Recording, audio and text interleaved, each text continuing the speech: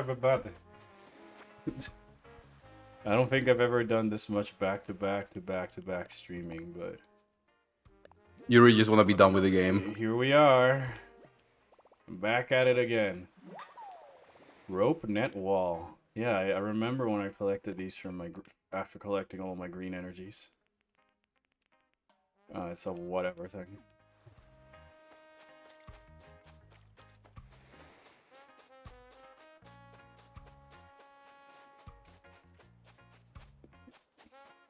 The wish to be free. Yeah, I know. I wish to be free. Free from the curse. But I won't. For my capture card will continue to have issues. Welcome to the fount of all trends, Shopzilla-tronimus.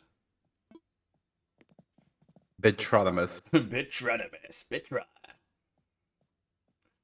Sylux, don't think my pharmacy has that. Well, maybe because a lot of people reported that they were allergic to Sylux and its components. Don't try Sylux or if you're allergic to it or its components.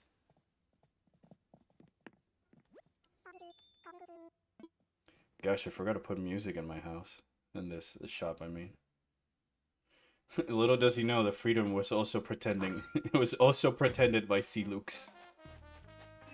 Why did Sylux didn't call hunters for help? Is he stupid? No, I'll do you one better. Why isn't Sylux in the story of his own game? Is he stupid? Is he dumb? he lost their phone numbers in Oubliette. No, Gorilla just out of its mind. None of them remember anything that happened except for Samosa, because she was the only one who didn't drink the gorilla juice. Sylux? Where are you, Sylux? Macopium. Alright, I'll stop playing Animal Crossing.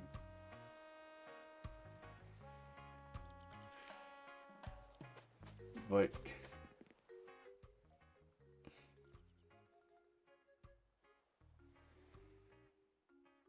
he's so cute. Look at that cute little burb. Remember when we got hyped when Sylux? Yeah, I've been hyped about Sylux since they showed him. Don't mind me, I wasn't playing games for Copium yesterday. I wasn't playing games for Copium yesterday. You say that, but... I went to do PvP and I started... There's a reason Sylux isn't in the game. I just don't get why they went this direction. I mean, any reason for why Sylux isn't in the game seems kind of silly to me when you ask it. No matter if it made sense or not. Like, why tease Sylux and all of this other stuff if he's not gonna be in the story? I legit saw a meme of someone putting the gif of Sylux getting shot at the beginning with a text, Sylux paying off 18 years of build-up by revealing he has been nothing but a fraud. Oh god, that is great, Shaylee.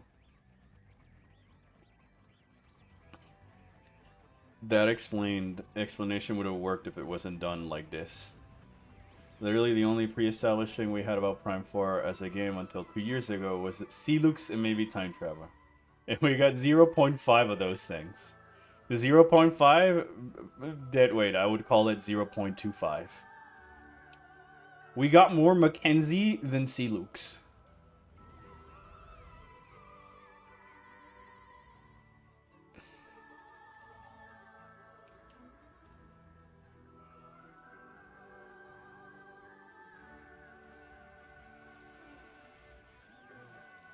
Yeah, let me tell you where to go in my exploration game. Let me tell you where to go in my exploration game. Let me tell you twice where to go in the span of 5 seconds where to go in my exploration game when you walk into Hey, let me put an upgrade in your weapon that you've been able to do without anybody's help for years. Yeah. They teased him in 3 different games and was only the only story element the team had to work with, and they didn't use him. I feel like a lot of the heavy lifting was already done by the fact that Sylux was a thing and that people were excited. They just had to come up with a compelling story around him. Oh my gosh, thank you for the sub, Taco. Thank you so much for the sub.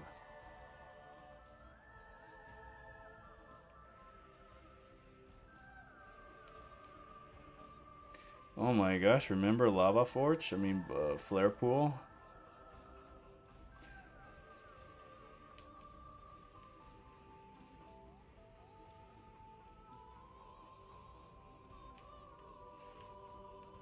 Okay, I think I'm missing one Lamorne. This one Lamorne thing? Can I find that in the overworld? Or somewhere else? Or is that just like part of the ending? On any difficulty? I don't know. Maybe? Maybe.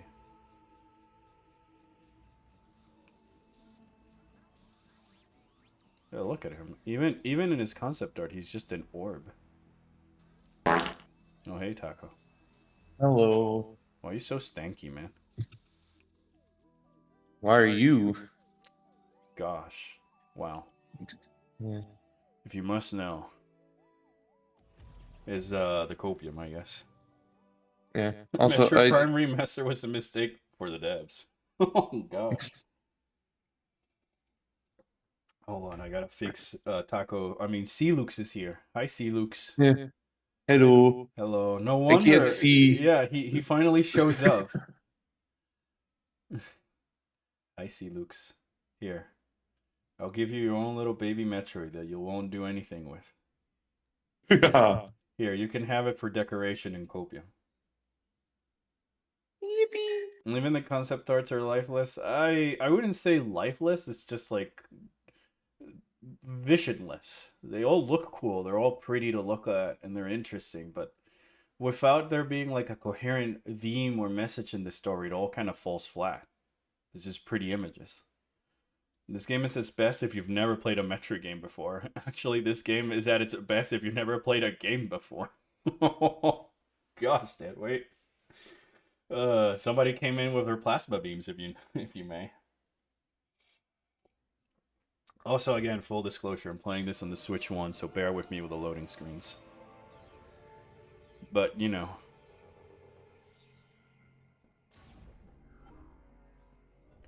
Quick question, Sylux. How did you make Metroids fuse with monsters? Bird magic. Metroid magic. Hey, look, we can see where the alpha gets cut off, Gabe. Yeah, look at that. Interesting. Well, my That's capture funny, card, my honestly. capture card was working great up until I pointed that out.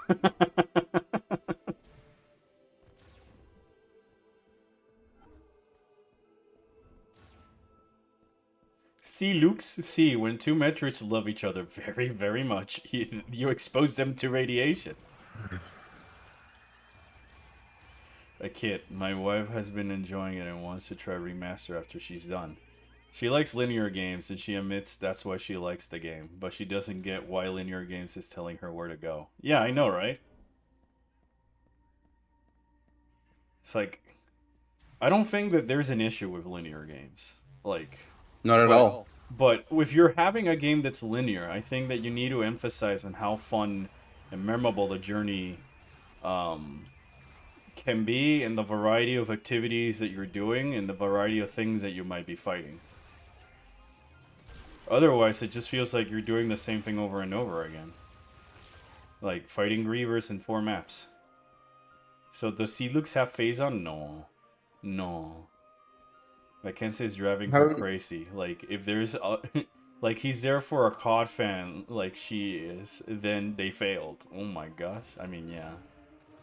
I just think is that nobody likes the hand-holding levels of what they did in the game. Not that people mind maybe having a hint system, and that maybe that hint system can be voiced by an NPC and stuff like that. But it's that there's no way out.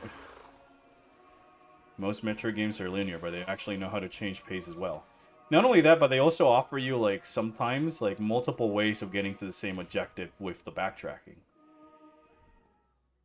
Because sometimes you can take a detour in another map and reach the same destination, but maybe one way is longer than the other, but it has more items for you to collect. Okay, Or now I have a lore question. to What scan, are or creatures to farm. what do you guys consider linear in Metroid? Me? Yeah, like everybody. You, Chad, Taco itself. I mean, obviously there's games like Other M, but I would consider something more like Corruption or Fusion as like a a more quote-unquote linear Metroid game done right. And that's not before I go with like Metroid 2 Return of Samus. Because they're all linear if you think about it, but it's just how much does the game trick at you at having all these different routes and exploration. But Fusion just like is more linear because they always tell you where to go, but they sealed you into a particular area. You know, versus Super Metroid, which is I found the power up in Brinstar, and the solution might be all the way back in Norfair or something like that. Linear means you don't have to think where to go. It's the navigation, a gameplay feature. Okay, so I see that's what you guys mean by linear design. So, because me who study game design knows linear is not that. Yeah, I mean, I get that. Yeah. Like we said since the beginning, Metroid games just create the illusion that the game is not linear because you can just get lost in the exploration of finding where your next objective is. But when the game is constantly pointing at you where to go, and there's not like many branching paths that you can take or secrets, then like, if you think about it, the most unlinear game of the Metroid ones is the original one. Yeah. I need to see Sylux drinking Sprite now. No, I need to see Sylux drinking Mountain Dew. Green energy. I don't have Mountain Dew or Sprite, but I have Dr. Pepper. You have Dr. Bob? Chat, this is not Sylux. We've been impostered.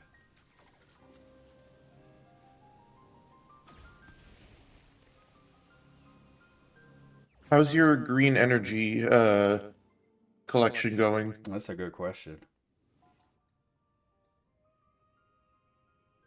You should definitely finish up the green energy.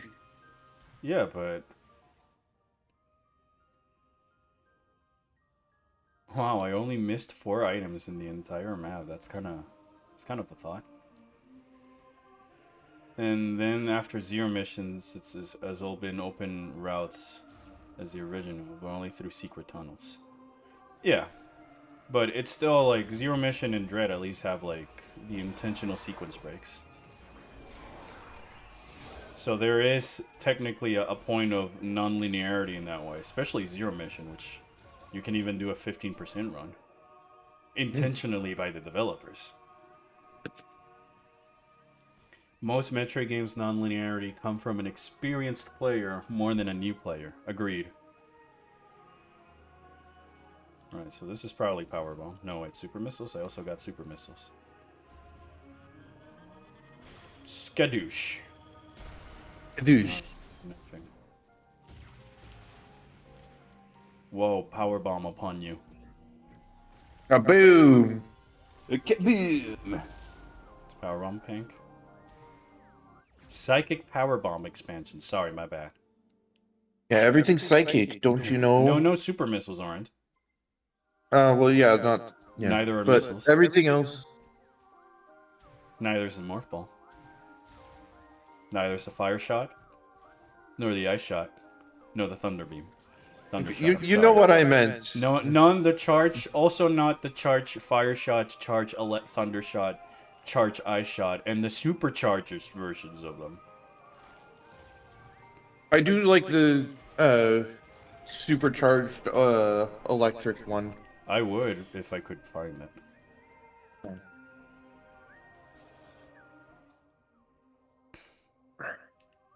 Is this really all there is to it?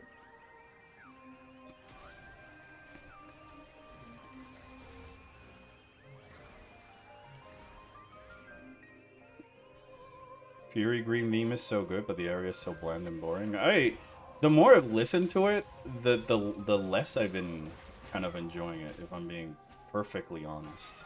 And that's not tied to the game or anything, but I sort of realized, I had like a shower thought yesterday, that the more I play the game, the less it sounds like a soundtrack, and the more it sounds like a score. I don't know how to put my finger on it.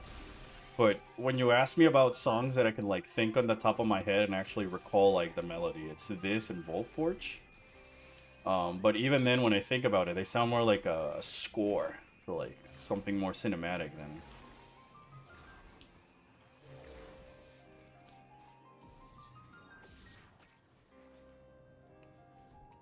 Wait, if you can expand your psychic powers, does that mean Samus will relearn to speak in the end? Maybe. Everything is psychic, my fellow trainers, being dark types. Oh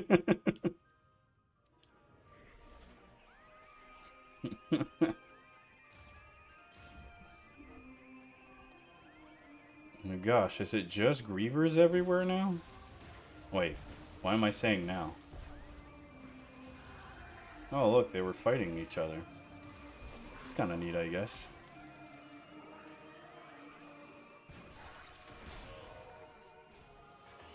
Oh, the item is here.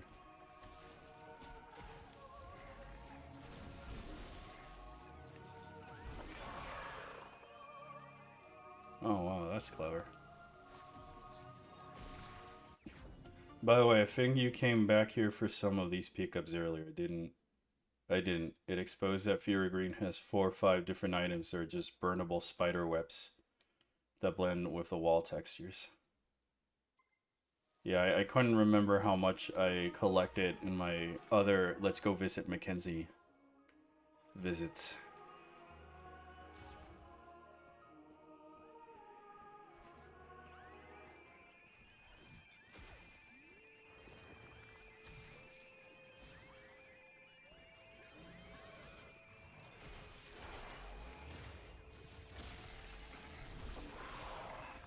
I think the main one of the main differences between a score and a soundtrack, at least in my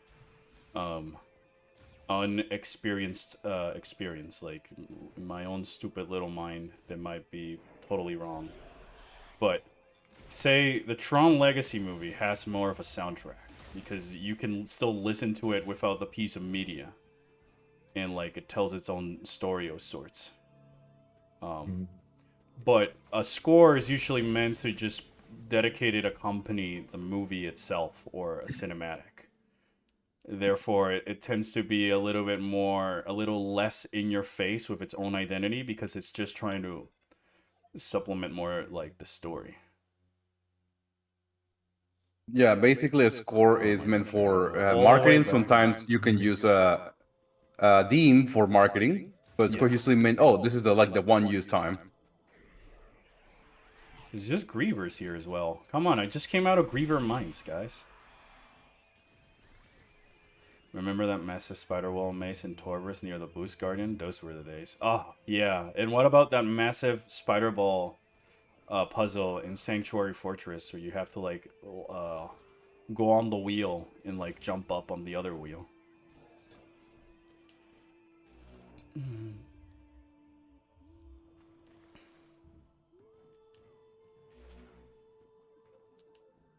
Like, this whole area was here for just to be like a little spooky cinematic Disney ride, and it has its own accompanying score. But how many of you have actually listened to this song outside of it or remember it? Because all that you remember is this one. It's not only the intent, but like the type of music and melodies and instruments themselves as well.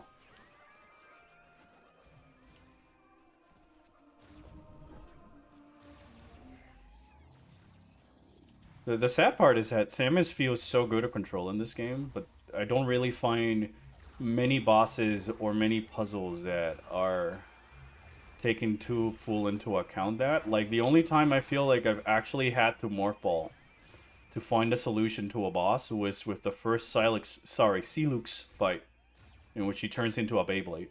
And he starts to spin. Beyblade. Let it rip. Your hopes and dreams. And he just spins, and then you have to throw like the morph ball at him. bomb. Some people don't like Prime 2 because the areas are like rock, desert, tree, cliffs.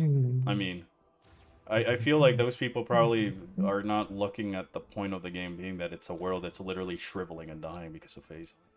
But it's also interesting that when you play Echoes, each of the areas shows you a different chapter in the Luminov history and struggles when the meteor struck. So, like, you get to learn how,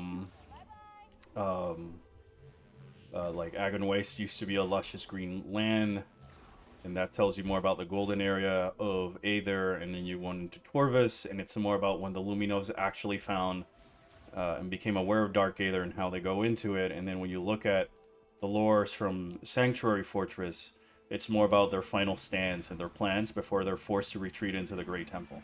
So, like, it's already painting a picture.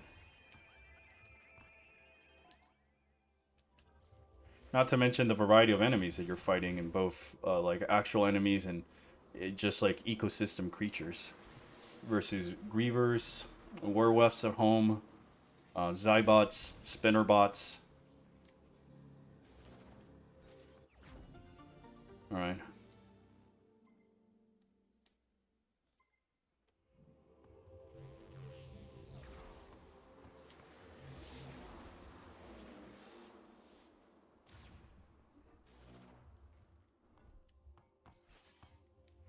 I guess that's Fury Green done. Wow. Hooray. That was It was a thing. it was a thing, I guess. Alright, well. Who's ready for a loading screen? Yay. Yay, loading screen. Wait, where's the door? It's the secret room that Deadway told us about yesterday. Bonk. Alright, that's... Whoa, if I only knew this sooner. Bonk. Bonk.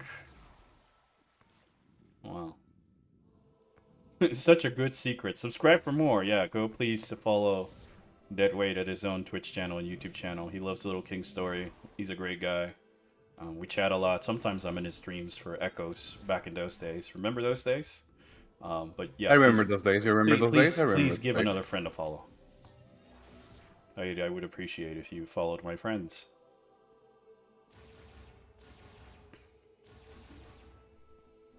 If you're watching this in the VOD, please go follow him.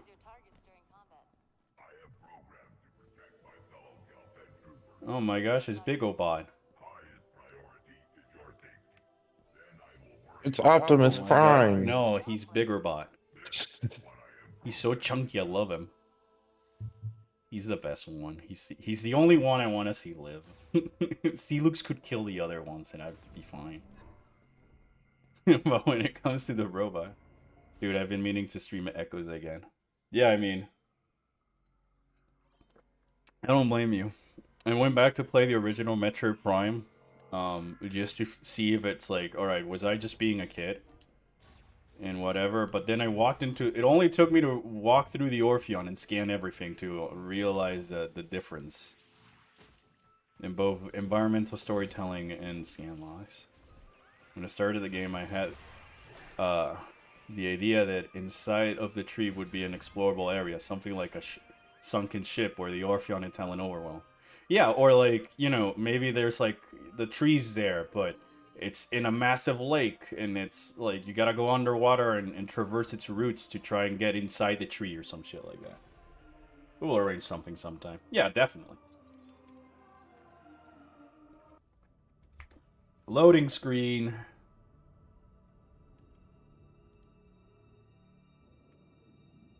Wow, look at this loading screen.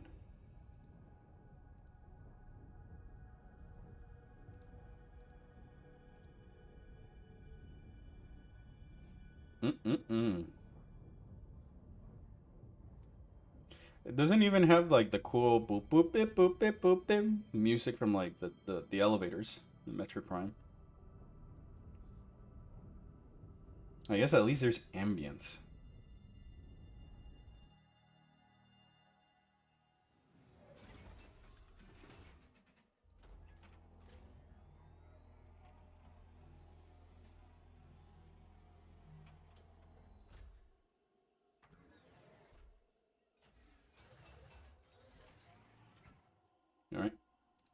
we are. Only good thing I can get Prime 4 right now is that it made me start the Prime Hunters in Prime 2. Well, I really hope you enjoy Echoes. That's my favorite. Next game, Ambius will be given by an amiibo too. A $50 amiibo by that point. By the way, no underwater section in Prime 4. Yeah, but I mean, Corruption also didn't have an underwater section.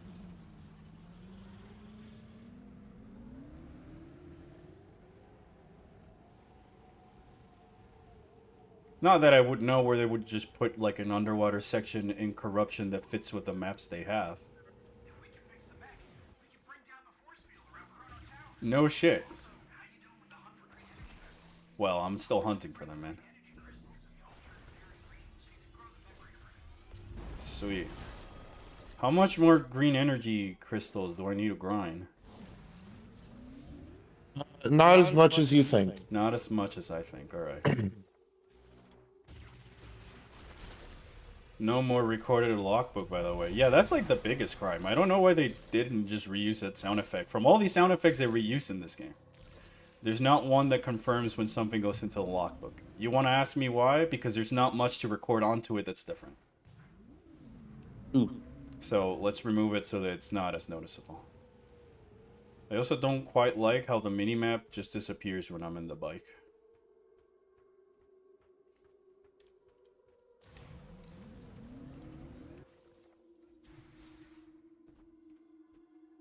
Join Prime 2 has such a cool vibe that I never played from any Metroid game already. Oh no, Echoes has got some great vibes and great ideas and storytelling. Just keep your eye open for like the cinematography and the way the shots are made for the cutscenes, and then compare it to this, and you'll see that the shots in that game really help at just like carrying a lot the story, when here it's just showing but not really saying anything with those shots.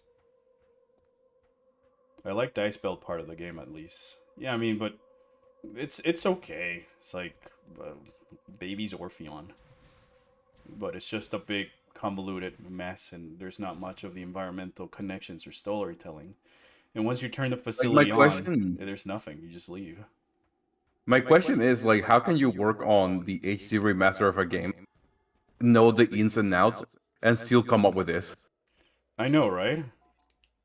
I really had thought that because they remastered the original Prime, that they were using that as a case study. Say the same way that like Mercury's team had to do Samus Came Back before they were given Dread. But did we talk about how you scan faster in the previous games? Yeah, we talked about that last stream, but you do scan things faster in the older games.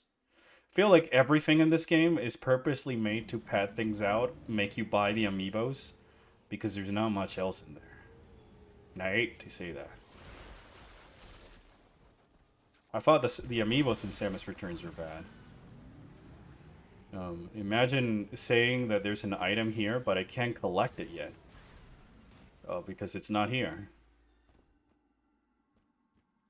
Prime is so expressive that without words, she doesn't feel like a silent protagonist. She feels like Samus. Like, I adored how much she reacted to things around her. I know, right? So seeing like stiff Miss Robot Aaron in this game feels a little bit jarring. I used to like it because, you know, she played off Mackenzie and all this other stuff. But why is there an item here, or is the game debating me once again? Later. The game is debating you. Later? What do you mean later? I'm at the end game. What do you mean later? You have to interact with something else first. It's the fucking sniper guy, isn't it? Possibly. Possibly? I'll take that as a yes. Gosh, that's so dumb. That's so dumb. I have to go meet him in a specific order in the map.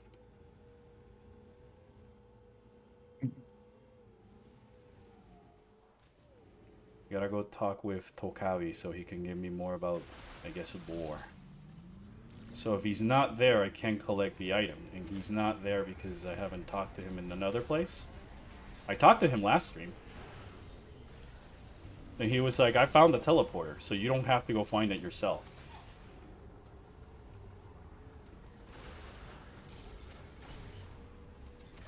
Ooh, what is this?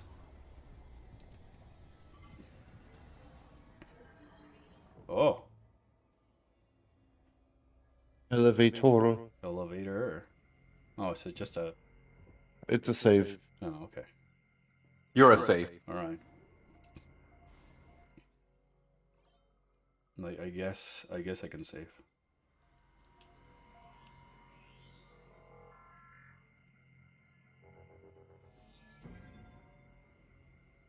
All right, chat. So are we doing 100% cleanup or just collecting these things and finishing the game? Are you? I don't know how much I need to be ready for Sylux. I know that this game is kind of BS in the sense that enemies deal 1 energy tank worth of damage, but they only give you 10 health to recover.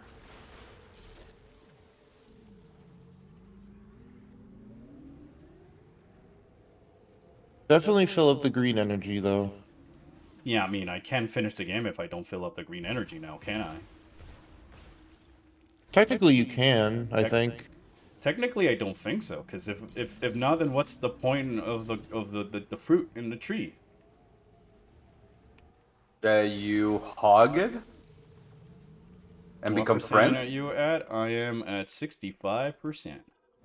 It doesn't stand out that Samus wasn't talking in Prime 2 and 3. Yeah, because she was doing all the talking with her body language. Green goes to 200%. Okay, but I know that I only need like 100%. It's a bit tough of a final boss. I recommend all energy tanks. Alright. You're 100% fine to beat him right now. Alright. You need 100? Alright, chat. Dead weight. You're still in the chat. Help me out, man. Yeah, hard mode is hell. I mean, I think it's just hell because none of your items really oblibabus anything in normal mode as is. That once you put, like, the enemies with chunkier health, enemies, which, by the way, as I said, deal, like, 1 energy tank worth of damage and on an average.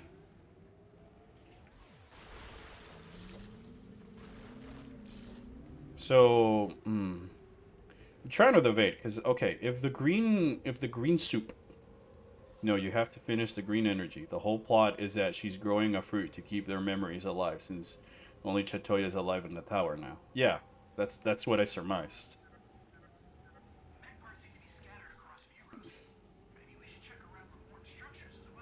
You're not kidding, Mackenzie, but I'm just gathering green energy.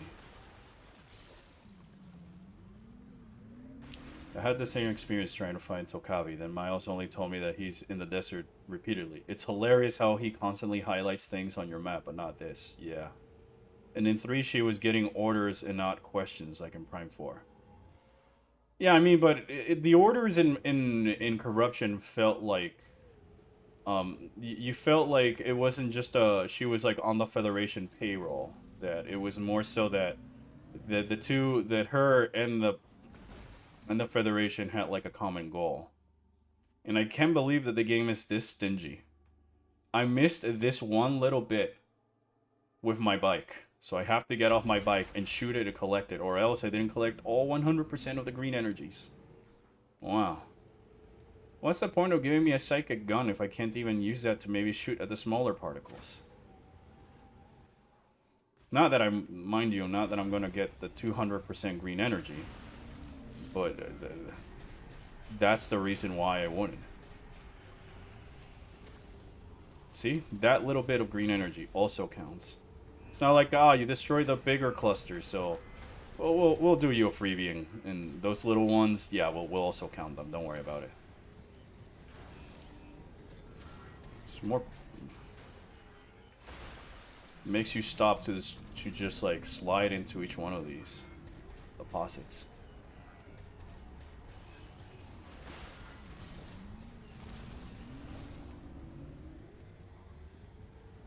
And you know what's the worst part about the amiibos? That they're expensive. That they're expensive and they're on the menu like this. Oh boy, do I wish I could listen to music right now as I'm collecting green energy. Well, I'd hope that you place your amiibo. Your $30 accessory. This is worse than Samus Returns. Because now there's 3 of them. And they're sold separately. And for a bigger price. Yep. Do you think the developers are scared of making Samus talk because of the negative response to Other M? No, I think that No. they didn't give her anything to say because there was no story in here for them to play off or do something. I don't think that the people should be or are scared that Samus talks because of Other M. It's just that nobody... I think that Wow. I had to load there. I think that Samus is just like a person where actions speak louder than words type of stuff, you know? Also, one thing in Prime 1 and 2 that's annoying, not in 3, and this is that you can't hear her, you can't see her face through the visor. Seeing her face really helps convey her emotions. Yeah, I mean, in Echoes and the others, you can kind of get a glimpse in her face in a lot of the cutscenes as it is, so I think, like, it was fine. Everyone likes Samus talking in Dread, exactly. But part of the reason we liked about Samus talking in Dread is that it was like a specific moment that felt natural for her to talk, and then she spoke in Chozo, and she was, you know, adding more to the plate. Sorry, I gotta scan the green energy version. My question is, this green energy fucked up the Lamorne, right? It created the Grievers. It fucked them up so badly that it created the... What was it called? The Great Tragedy? The Great Calamity? The Great Tragedy. The Great Tragedy. Yet, we need set green energy to create the fruit that's gonna help us bring their knowledge and their spirits off to another world. So how does that make any sense?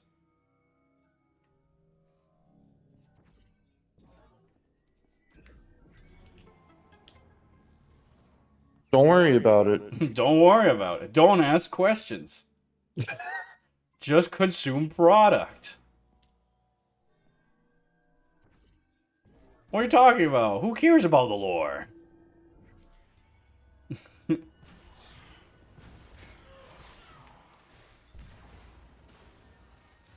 It's like, Samus, we need to destroy the great poison that's Phazon, but we also need it to create the tree. Plot holes? What kind of plot holes? What I do don't you know what mean? you're talking about. The great tragedies that shot lava into the stratosphere before testing it first on themselves. I know. But also they need a set thing that created such tragedy to create the fruit that we're trying to do this whole thing for. The energy proliferates basically, life. they are fighting However, fire the with psychic fire. gems did not react well to it. True, but we're baking a tree that's supposed to... We're putting this on a tree and shit. Like, because there's no point where you see the energy being used for good before the great tragedy happens. It's sort of segmented into your mind because of the amount of grievers that you fight, and the emphasis in the Great Mines, and the emphasis in Ice Belt, and the emphasis in Flare Pool that this thing bad. Yeah, like you only see the negative, and how can you make it a positive when everybody died trying to make the... When they release it, when we positive the saw first it, time? like the green energy rain in this game, it even affected the birds that did not have the psychic stones and stuff, you know? It wasn't just them. There was this green, but there were these birds, and they were nice and peaceful before they got green energied.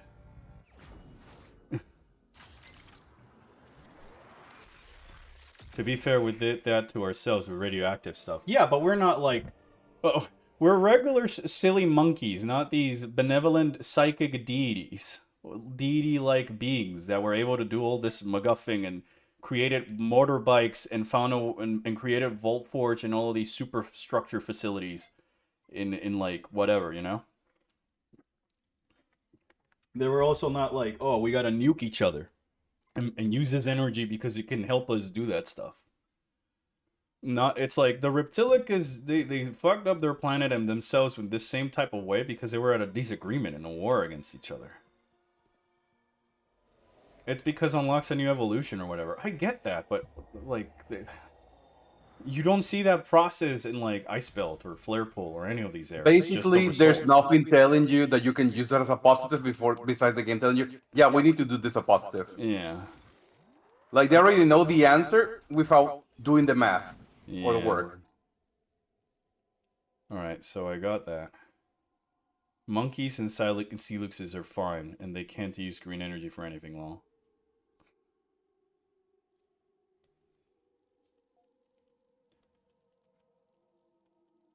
It's like, for example, let's say Zelda. They give you the sword repelling evil, and they're like, "This is gonna kill Ganondorf," and you're like, "Yeah, how? We don't know." Mm, But again, like imagine that they don't tell you that the sword is imbued with the power of the Triforce, etc., etc. yeah, They just say it can do it. it can do it. But it also happens that the sword was the one that caused, I don't know, the calamity Ganon to happen in the first place. Yeah, the thing that solves the problem happened to be the main source of the problem. But they don't tell you how or why it's gonna fix it. Say, we need to do it because we need to do it. Where is the one shrine that I haven't gone into then? Ring of Thunder Shrine. I don't have the Super Thunder shot. Source of Spring Shrine. Falling Labyrinth Shrine. Maybe he's in there? I can double check for you. I see 6 shrines. And I got map for all 6.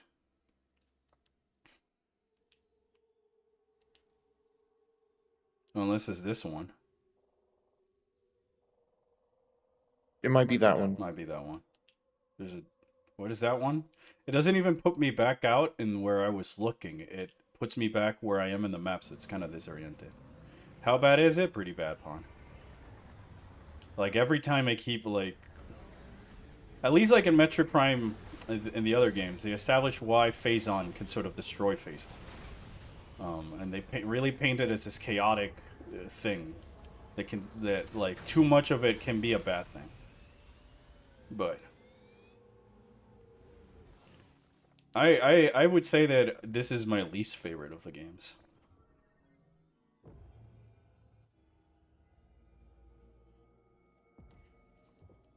Like, I think I would be having a more interesting experience with Hunters. Or even Other M. Or even Samus 2. Yeah. For the Game Boy Pocket. For the Game Boy Pocket, yeah.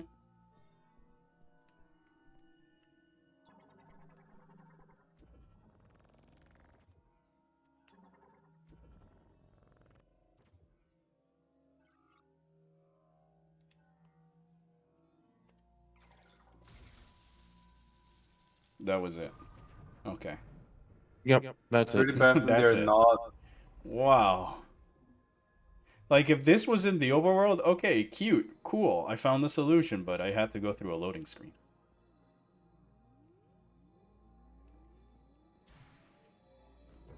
It would be interesting to see what where the green energy clusters form, there is like grass or life thriving. Yeah, similar to like when you see Phazon deposits, you see like you remember like when you land in Talon Overworld and you see like the blue algae and stuff. If you scan them, it tells you that it's made out of like a radioactive unknown material and stuff like that, and that's like in the very first room of Talon Overworld. So like it's super cool that they like start already hiding Phazon and the negative effects that it has and how it's been slowly consuming the planet. Versus here that it's just like there's green energy for you to collect, Samus. Bring us so we can build a tree. I want fruit for tree. But what does this have to do with Sylux? Don't worry about it. No Sylux. Fruit tree, please. Please. So after that first fight with Sylux, how many other times have you seen Sylux? Once.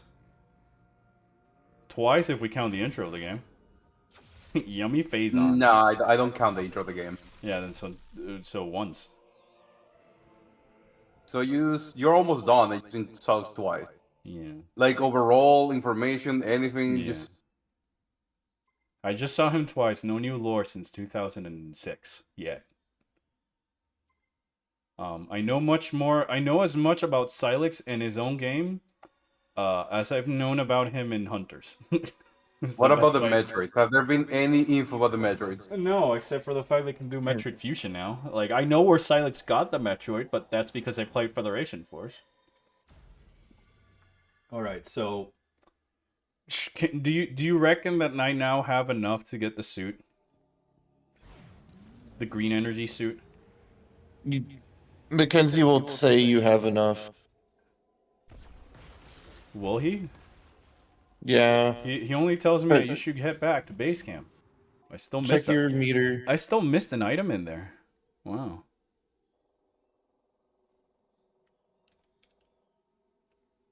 The meter doesn't go up unless I go back to the thing. That's how much there is in the thing. It doesn't tell me how much I have on me to fill the thing. So the only way I can know, or at least I detect. It does go up. Wait, before you Does it? I put it blew up in. like 3 of Yeah. them with power bombs, and I've blown up a lot, and it's still in the same.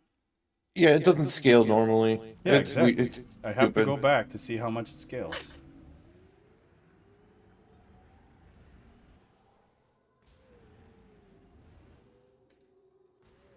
Ba ba ba ba da ba da ba ba ba ba ba da ba da bam. Man.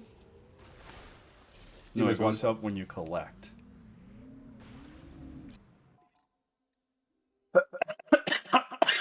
All right. Yeah. Oh, let's bigger let's part of test that out, meter- Let's test out this theory. I'm taking a picture here. The bigger part of that meter, like the wider area, goes up faster than the thinner parts Of course it for does. some weird reason. I mean, video game. Yeah. I can miss every single little bit of green energy, guys. Remember when people were like going in my comments and saying that the Chozo artifacts suck, that I don't know what I was smoking. And now I'm just sitting here like, man. Oh, hey, Emmerich. I unlocked the dungeon in 14, by the way. 7.4 dungeon. I really like the ninth with the Ultra Mega Thunder Storm.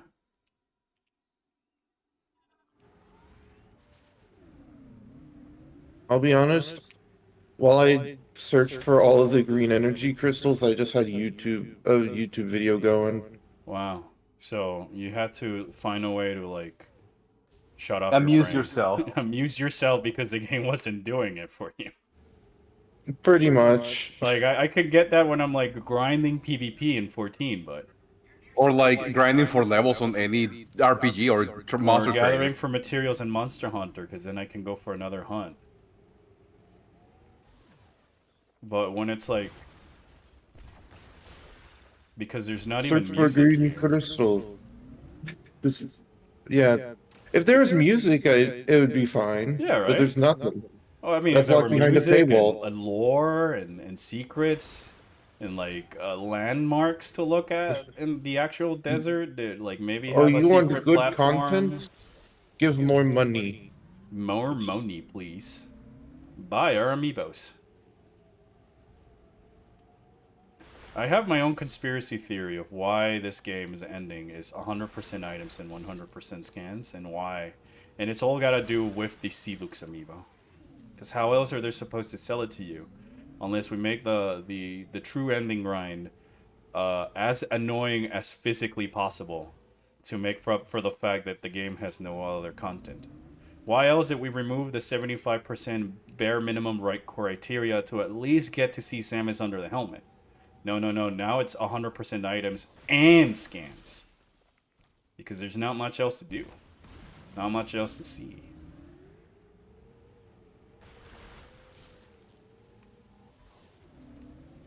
Sylux amiibo doesn't even unlock one of the 2 true ending cutscenes? No way. Oh boy. I need to move to Aether to try it out. So I said fuck it and I decided too many loops for materials. Yeah. Yeah. Oh, I've alerted my favorite Metroid enemies.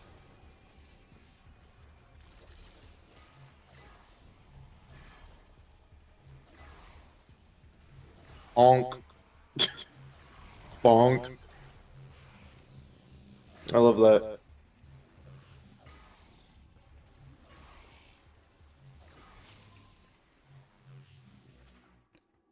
Green energy equals great value phase on, yeah. The Sylux complete cousin isn't even part of the game from beating it. You need to go to the gallery. No puede ser. Wow. Wait, is that 100% items and scans too? Yeah, for this game it is. It's not just 100% items like in Metroid Primes 1 through 3. You will play the game. Oh yeah, look, chat, you were right. Yay! We got enough. I stand corrected. And look, it's starting the second one. I'm not gonna do that. Are you kidding me? Yeah, no. I'd rather somebody just send me the PNG that it unlocks. So yeah, if you and Gab knows which roles you want to play, I plan to occupy myself a bit. I'm probably either tank or healer. Sorry, caster. The only class that I can do on those dungeons is APS. Time being, I need to upgrade my tank and healer Well, gear. Amaric is offering gear, is what he's saying. If you want a healer gear that's gonna put you back there, you might as well ask.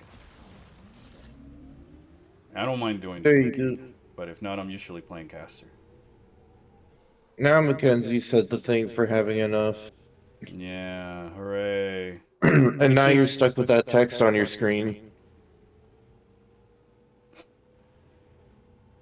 If it weren't for the fact that it would take me more time than reaching Fury Green, I would I'll be back in a minute. play it. Huh? I'll be back when I walk the puppy. Alright. Why won't... I'm sorry, what was that? What was what? She made a weird sound. Oh, okay.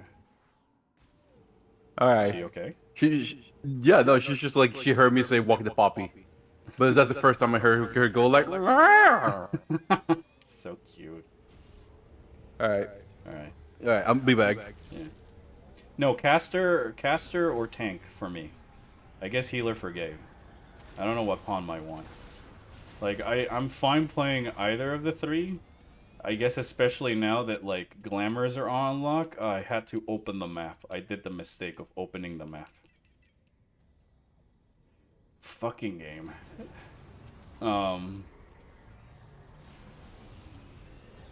But I just like the gunbreaker gear.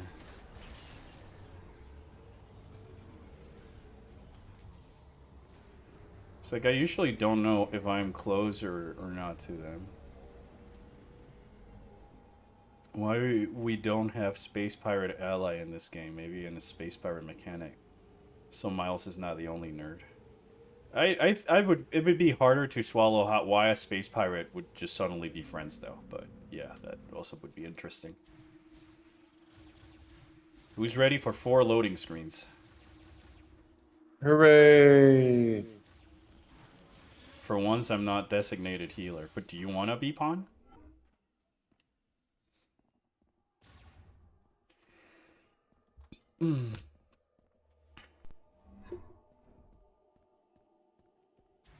I guess if you want to be DPS, I can be tank and Gabe can be healer.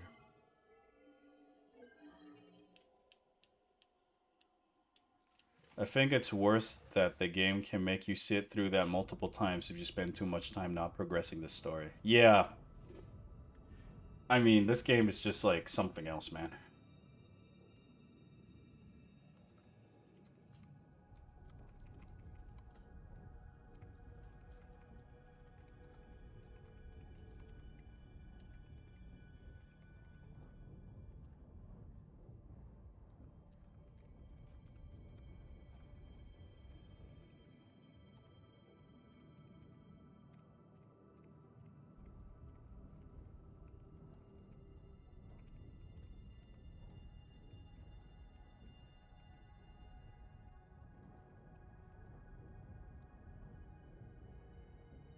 Not really.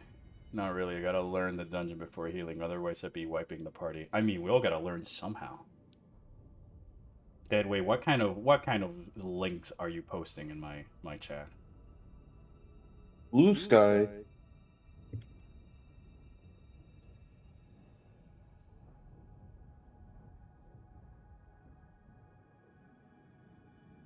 Will Sylux win Game of the Villain of the Year award? No. What are you talking about?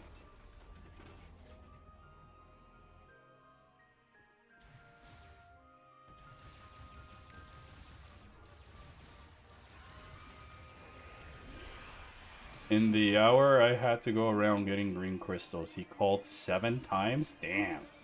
Wow. That's like excessive. Well, these things drop orange health pickups, but not the bosses. Big bot. How are you doing, View, my friend? I am a certified Galactic Federation heavyweight golem pilot. And I am a big ass beep boop. Beep boop.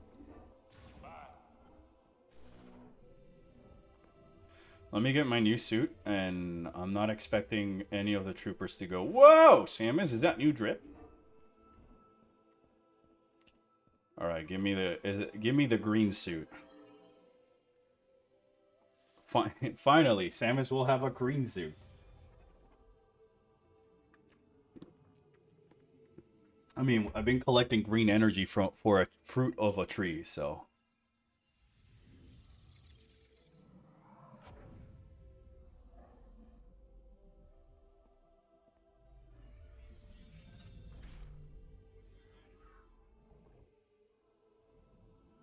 And it's been there the whole time. Numb. I ate the fruit from my hand. T-pose. I mean A-pose, sorry.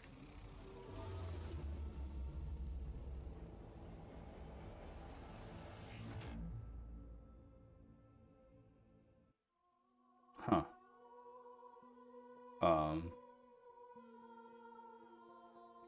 I don't know how I feel about it.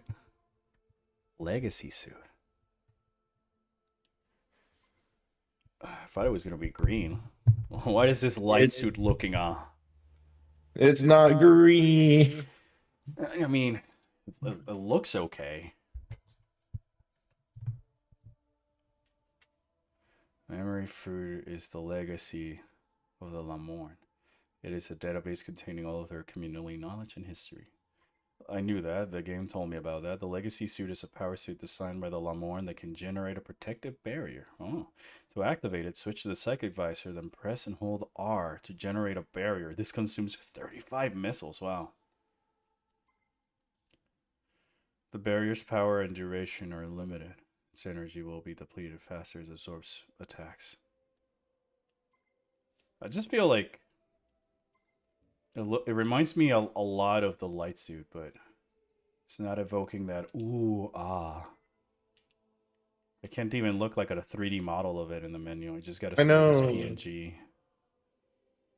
Because I noticed that like there's spikes on the back of the helmet. Are they? I thought I saw some, but I can't really tell. Because you can't really look at the back of the Yeah, helmet. it doesn't give me like the nice turnaround like an echoes about the suit so I can appreciate it. It's just you got it. She stands. Ah, yeah. Congrats. I'm still missing a power up. What?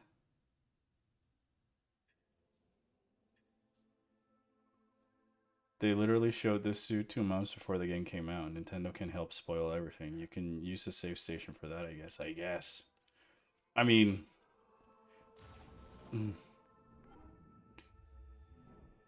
I hope that there's like these guys at least have like a flavor text.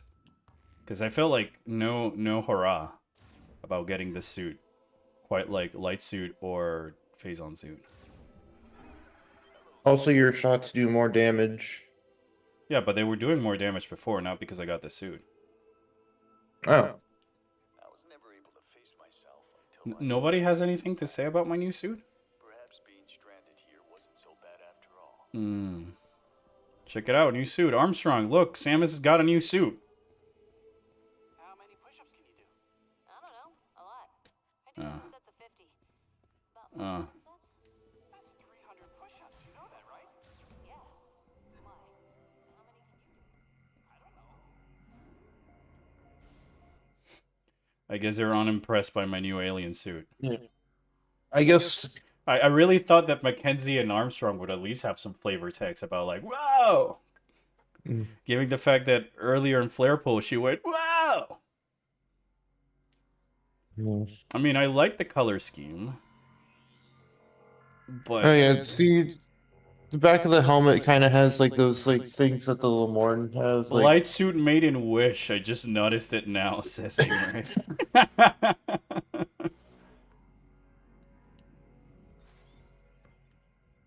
Oh, look, it's the morph ball's got like that blue. Ooh, that looks cool. I didn't know, but yeah, I didn't know you could get the green energy crystals like scanner thing and the more powerful shots Yeah, I got before the that. suit because I came to the pause at those every time the game was like, come back to base camp. yeah, see, I didn't do that and did it and didn't come back until the thing was full. Oh my gosh. I'm just trying to look at it. No, you don't get to look at it. It's like, how else am I supposed to get my opinions on it? I mean, I don't think it looks bad, but I think it's not as whoa as the light suit. Be it because of the design or because of the fan or like the build up towards it.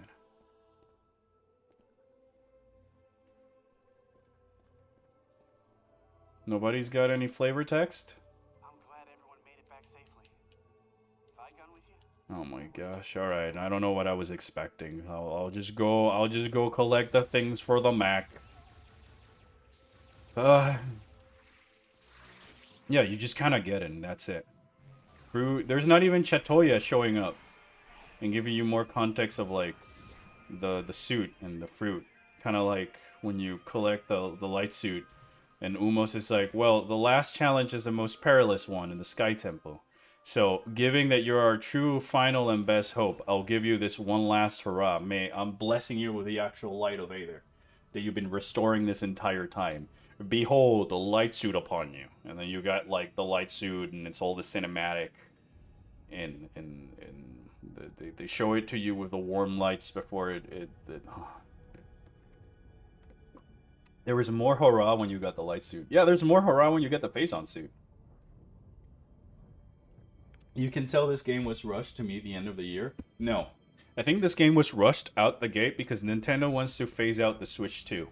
And this was like the last big banger Switch 1 game that they have announced, aside from Tomodachi Life.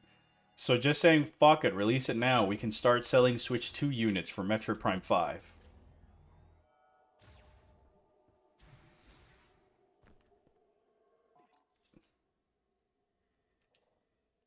Don't ask questions. Just buy a Switch 2. Like, I would have rathered if they just like, alright guys, Metroid Prime 5 is taking longer to cook, the game is getting bigger, so unfortunately we gotta make this a Switch 2 game coming out 2000 whenever it's ready. But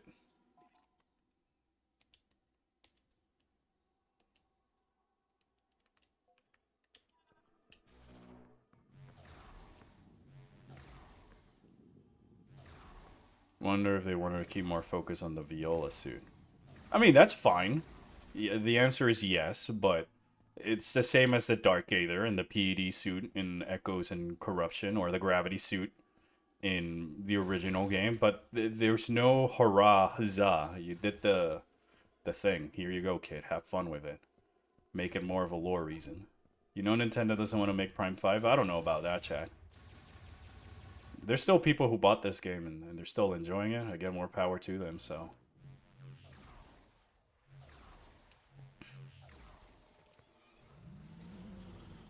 Oh no, low battery. You should charge your battery. Yeah, I should.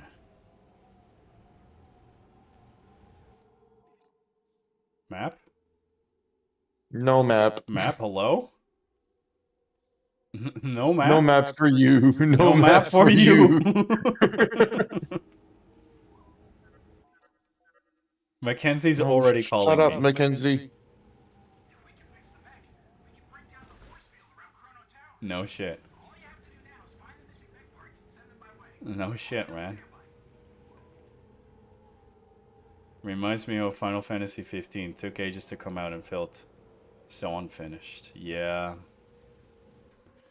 But even that, I think like there was more to do in the Dude Bros game than there is of this. Oh, look, it's like the artifact at the beginning of the game. That we haven't seen since. that we haven't seen since, or it wasn't addressed because Tokabi just found it somewhere else off screen, and it was like, "Here, Samus, have it." Gotta wait for Miles to give you map on permission. He hasn't authorized my map.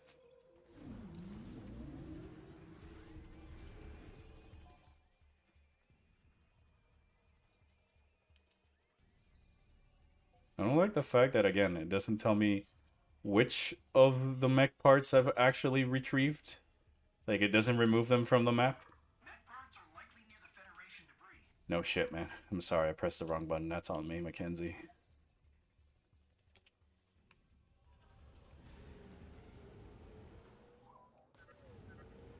I received a mech part. When I have all the missing parts, I can fix the mech. Chat, is it at the point where we're so annoyed at this game not having anything in Mackenzie that we're slowly going back to Adam and looking at him perhaps I was too harsh on you? Prime 5 is gonna be peak. Trust? Nah. I don't believe you, chat. After this? Nah. What are you talking about? Perhaps I treated you too harshly. No. Adam was a hero, like Samus told all along, yeah. Did trade one abuser for another? Well, I wouldn't say Adam is too much of an abuser.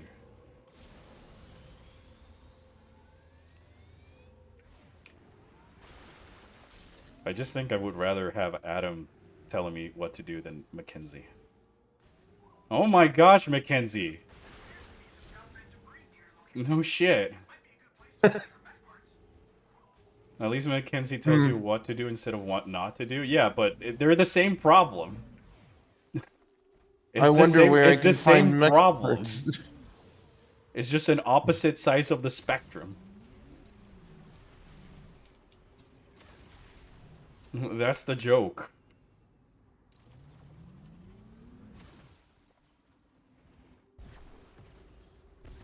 The bot is the goat, I'd agree. I love me beep boop robot. Ravenbeak was peak pretending Adam while talking about how cool he is. I mean, why wouldn't, if I were Ravenbeak and I know that I was that cool, I'd also be talking myself up like that.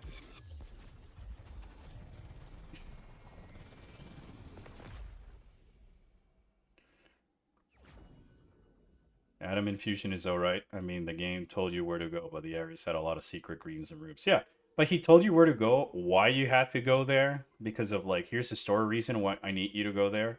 Good luck finding how to get there. Like, even on Sector 2, he was like, oh, dude, by the way, security locks, I don't know where they at. Good luck with that.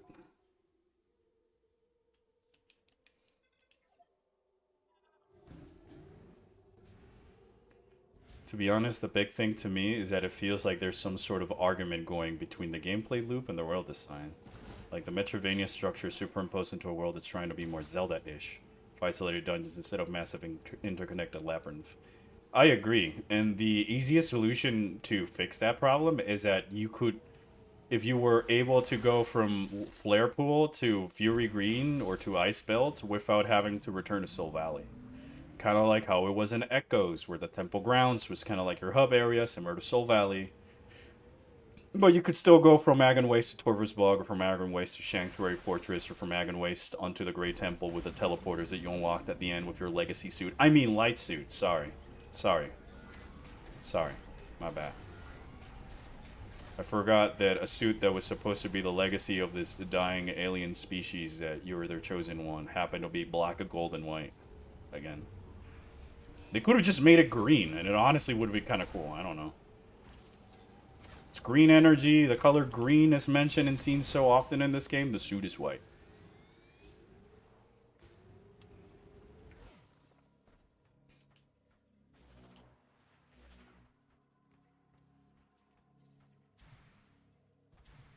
Oh, but if you had too much green energy, you would have had a Griever suit.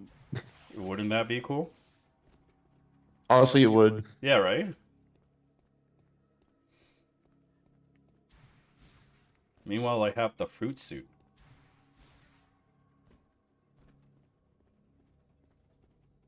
Please get hyped for Sylux. How can I get hyped for Sylux when the game hasn't given me reason to get hyped for Sylux?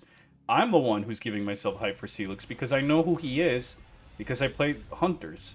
But if I only played this game, why am I supposed to be hyped for Sylux?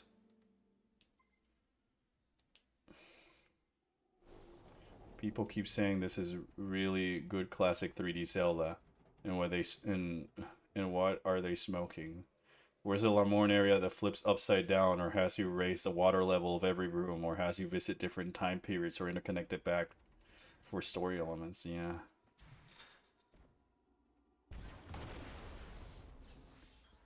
Sylux. Also, the way I pronounce Sylux, I write it like I write it like that. Sylux. Sylux.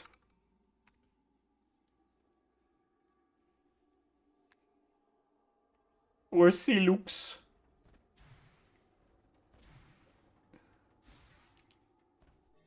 Oh. Now that I think about it, this game have 2 chosen artifact hands, and one of them is the endgame one. Yeah, I mean, am I the only one who thinks the graphics aren't that impressive? Yeah, because the rooms are empty, like you say. I also think Atom Infusion works because it has a like story relevance in portraying Samus's agency and later reclaiming that agency in the late game. Fully agree. Fully agree. Mackenzie and the others remove the agency of Samus in this story.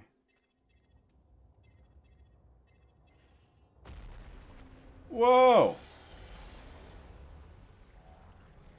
What?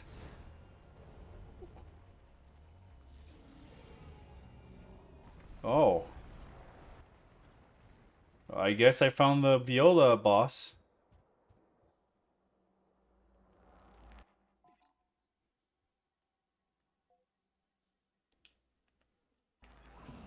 Do you think the Desert was like a relatively late addition to the game? Do you think it was planned to be like there from the start to the Switch 1? Yes. Because if not, why else would it be here? There's so much like focus on the bike and less in the how it controls, and the Volt Forge is all about the bike.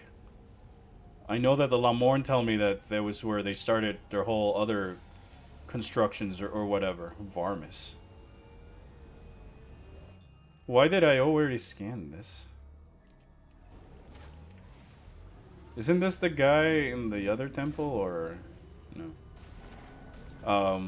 So like, it's the only way I can think of, because there's more stuff to do with the bike. There's a boss in here. There's the mech parts that like it's all for the desert, you know? Oh, he's peaceful and in the distance. Oh, okay. I can't fight him until right now? Wow.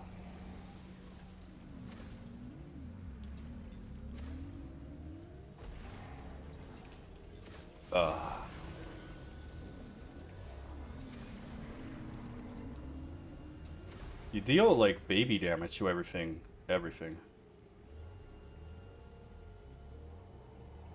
I'm not like hating the game. I waited 18 years since Pride 3 cliffhanger, but this isn't it. I fully agree with you. Like, I'm not hating on the game because of anything else, but like, or whatever. But because, just because it's a Metroid game, I shouldn't just be blind that, oh, it's good, like a game, please play game. I gotta, like, you know. I waited a while. I was actively following the lore and the structures and the development of the game. This ain't it. This isn't like Metroid Prime experience. This is like a AAA game that's trying to be Metroid Prime. So I don't really concur with the people who are like, you just gotta like the game because it's Metroid Prime 4. Also kind of nice to a level. The bike boss is at the end and not immediately after getting the bike. Yeah, I guess. There's some I'm fighting something with a legacy suit at least, but like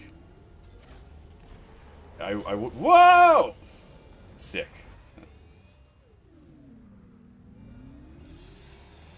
If you were disappointed with this game, recommend some games people should play if they want exploration and discovery. Signalus. Just go play Signalus. That's a very cosmic horror Metroid Prime lore styled game that's got so much lore. So much lore. Actual different endings. Reasons to replay the game. Strong female lead. Couple of Metroid little Easter eggs here and there. Crow Country would be another one I'd recommend. I try and recommend stuff that isn't just like your typical 2D Metroidvania. But that's scary? Yeah, precisely. Metroid games are supposed to be scary. If people blindly like this game, Retro will do more of it. Yeah, precisely. I hope they learn right from their lessons. I think that the voice, the more active community who are going out of the way to actually sort of point out the flaws with the game will at the end speak out because of the sales. Prime 2 is the GOAT? I agree. Yeah, the essence is missing. Everything that makes a Prime game isn't here. Even Prime 3 still has some respect and regard. The maps are still felt primey. Not only that, but the storytelling is there. Like, how is it that... Like, the magic of Corruption is that its one-liners tell you everything you needed to know about its characters. In more aspects than one. Somebody in chat is recommending Prey 2017 for their Metroid game, by the way. I'm just reading it out for those ones that don't show up in the chat for the VOD and stuff like that. But like at the end of the day, you know,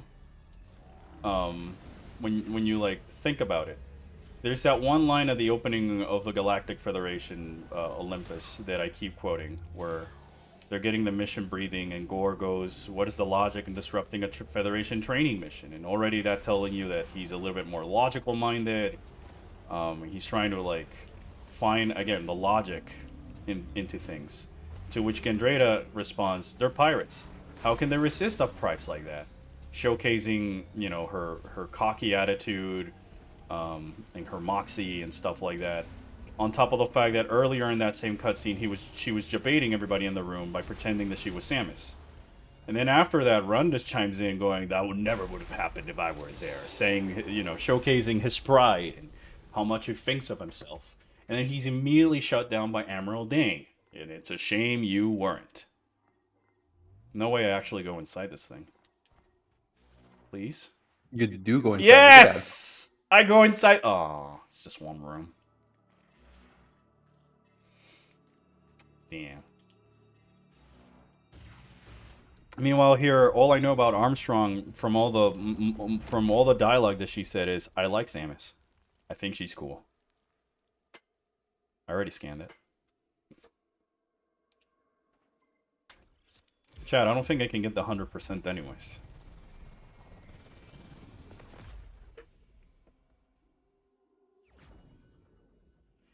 Even that way confirmed that I can just see them in the desert. I got the scores of Other M and a bad reputation. This game will without a doubt be seen as a thorn in Retro's reputation. This isn't Tropical Freeze type of deal. Well, different team as well. Armstrong is Sylux, obviously.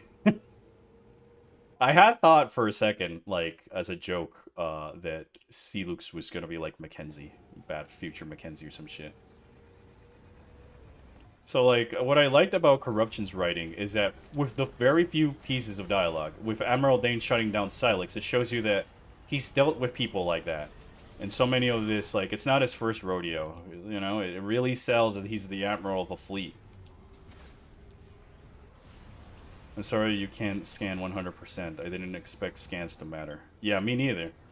I wasn't expecting scans to matter. I thought I was playing a Metroid Prime game and that as long as I got 100% of items, I would get the cool fancy ending.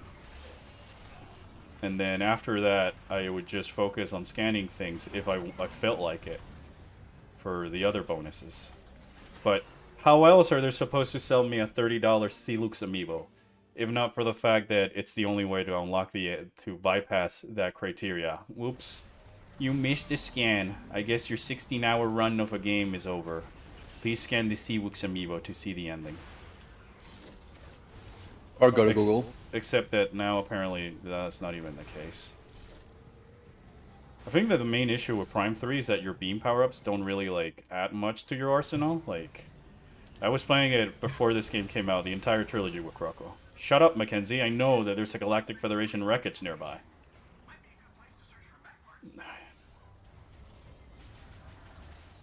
Can't believe it's making me miss Adam.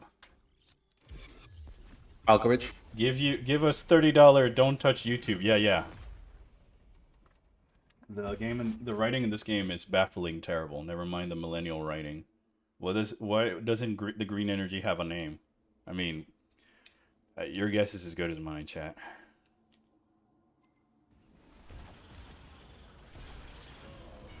Imagine if you played Phazon and it was just called Blue Goop. Gosh, can these spinning things just leave me the fuck alone? I don't know why they gotta do so much damage and pestering me when I'm supposed to be exploring over here. Gosh. And the bug is out of range. And the bug is out of range. I'm having a harder time by the guy who's just spinning around out of nowhere.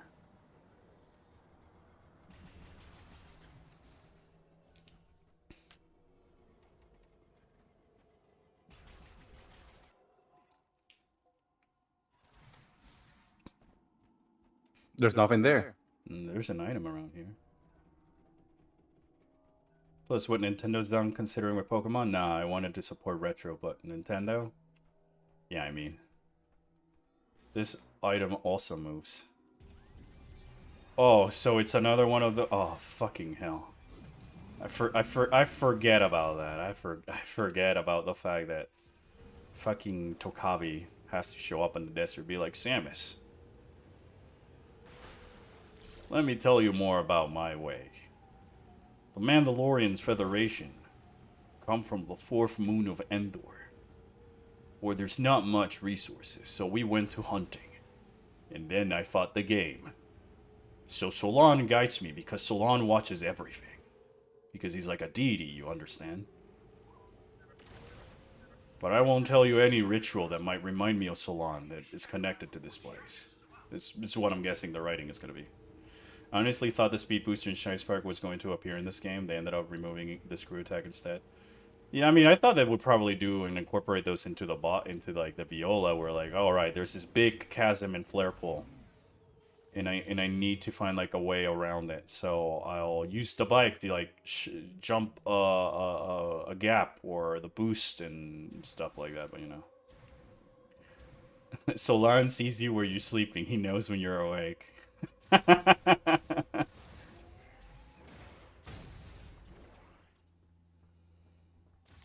So what, do I gotta go through the inside, I guess?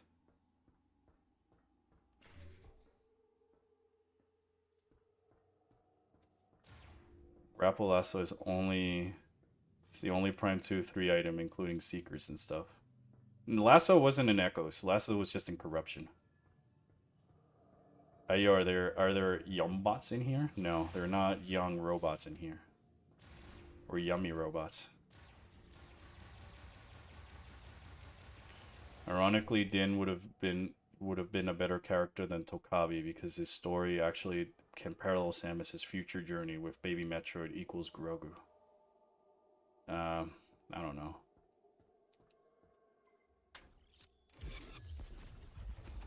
Also, chat, once again, appreciate everybody here and just checking out the stream.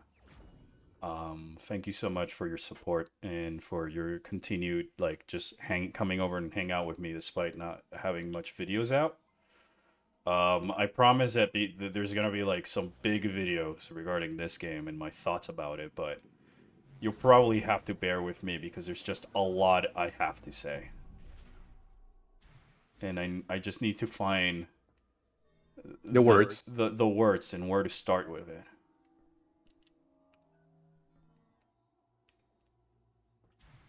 So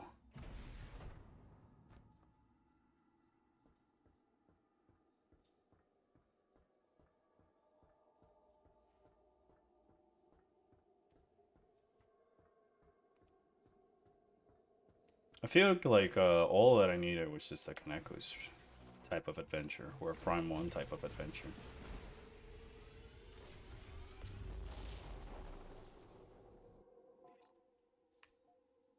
Alright, So that's all of the pieces in the desert.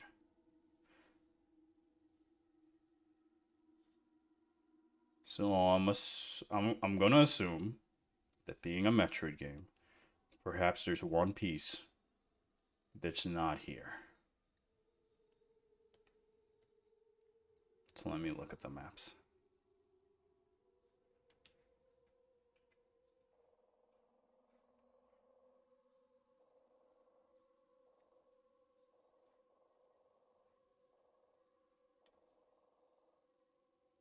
It's really nothing in Bolt Forge.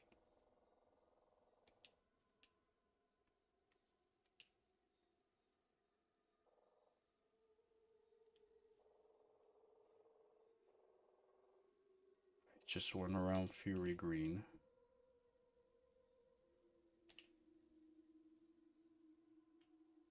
There's a room over there I haven't been, but that's like a morph ball room. I highly doubt there's gonna be a mech part in there.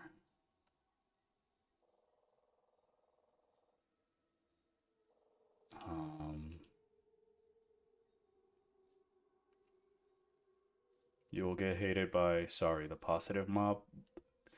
So be it. I rather just be honest with my opinions than try and cater to a crowd or stuff like that. Like, hey, I defended Other M, and I've kept defending it, and I'll still do it because of the things that it did right. I think people just don't focus on it. But at least I feel like that game did something. Why would you assume a Metroid game can have items in previous areas? I don't know. There's just like this very big room over here connected to another very big room over there that I haven't like explored, so that would be my best guess of where this is at. Now that I'm looking at the legacy suit on the Viola, if there's a compliment I can give it, is that it's a very cool how the Viola now just blends in with the legacy suit in the same way as it did with the Viola suit. Because now, because Samus's suit is white, matching the ones of the Viola, it makes the small red accents that there were there pop out more compared to when she's riding it with a Viola suit. And so the red and black blends her with the red and black of the bike, making the white parts pop out more. So it's kind of cool. This game doesn't seem to have sold well, and it's going at a lower Metacritic score than even Other M. Oof. Yeah, because like I said, at least I think Other M was trying to go for something. It wasn't the best at doing it, but it had like a vision. I felt like at least with that, Sakamoto tried his best to put something out there that was different and unique and fresh. This feels like, alright, here's a Call of Duty AAA shooter hallway game. But we're putting all the Metroid bells and whistles around so we can disguise it as it being a Metroid game.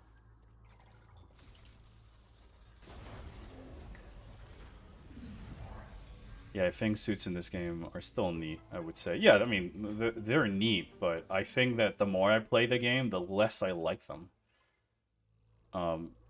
And because for me at least, part of like what makes the suit cool is how the story is married to the suit. So like the reason I brain rot over the dark suit is just because like it makes Samus look more like a Luminov rather than a Chosos, and it's at the point where you collect the first Light of Aether, so you literally had to complete a trial where the Luminov themselves had failed, trying to defeat a Morvis, a Guardian, and recover the lost Light of Aether. So when you get it, it's like, whoa, there's that cool thing about what it does and how it looks, but there's also that story element behind it. And here I feel like I walked into Volt Forge, I activated Volt Forge, and then I got my suit.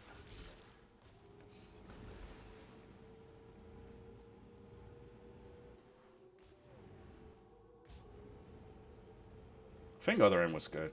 I think that people sort of over-exaggerate a little bit because at least I can give it the benefit of it being something different. Back in those days when it came out, it was so easy to just do another Prime game or another 2D game that I'm kind of happy that they just decided to go into the funky zone.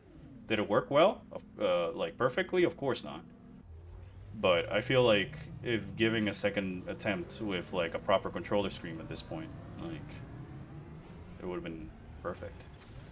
I think we're getting old, Orpheon? No, I think that just games are dying.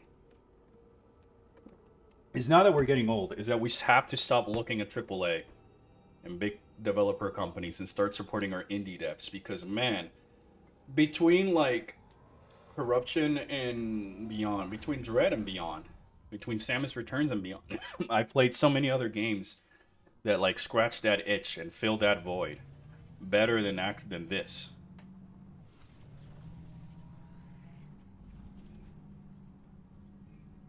I keep saying it. Yes, Chad. Too much hand holding. It's insane, and I'm still surprised that Kirby, a game literally made for toddlers, has no hand holding. Yeah. Whoa, it's now flooded with lava. Whoa.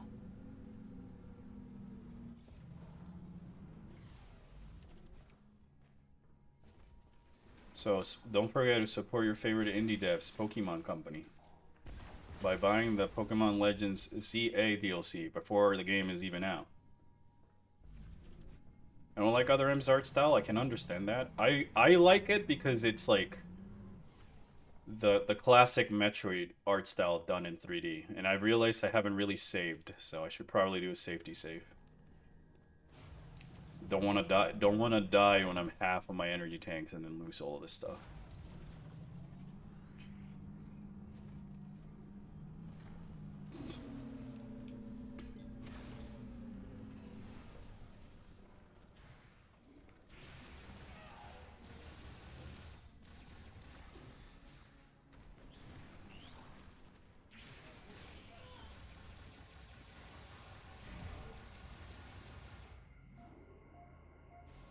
Like, I feel like the problem with this game is just trying to be AAA for no reason. I feel like the original Metroid Prime was just good game first. Anyways, I will leave to Dread and exam. Tomboy supremacy forever. Well, thank you for joining, Brand. Good luck with your test.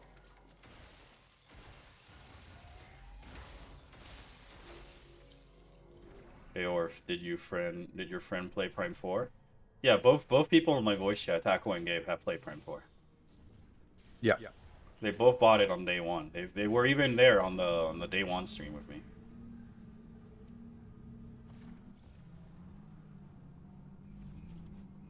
Game bad.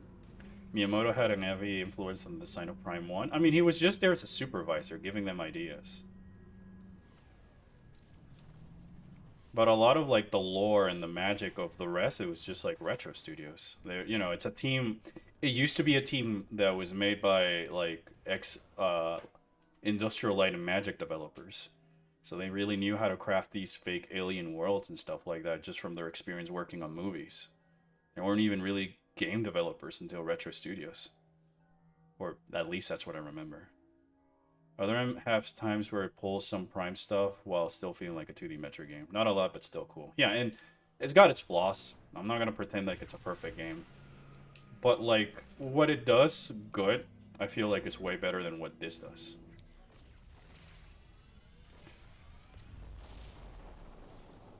Wow, power bomb? Okay.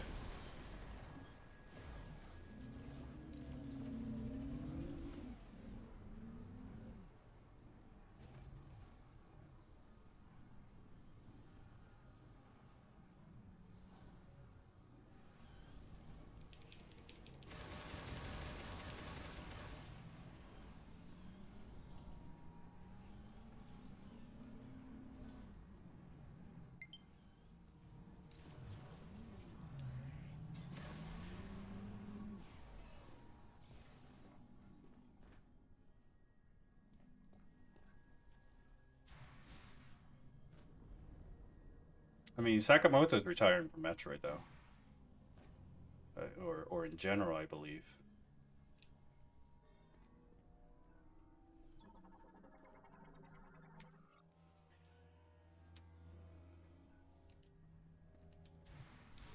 Rate the game out of 10?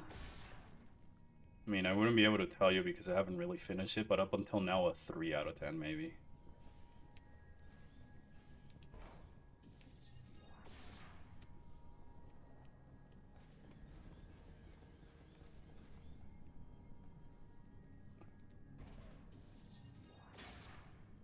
So far, at least.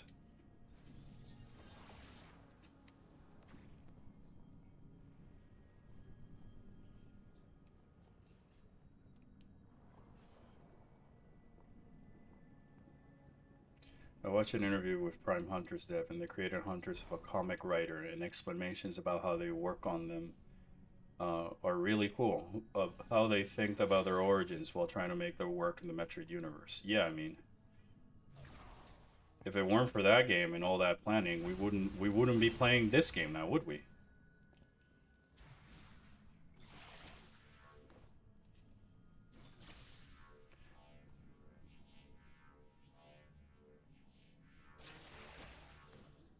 For me, a 7 out of 10 or an 8 out of 10 in terms of like the game would be something closer to the corruption experience. This is not it.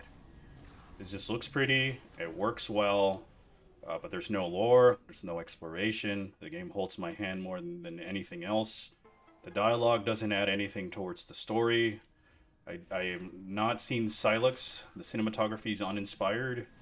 The music, there's no music in this area, by the way, from what I'm noticing. So like, there's not even like that much of a soundtrack. Like, I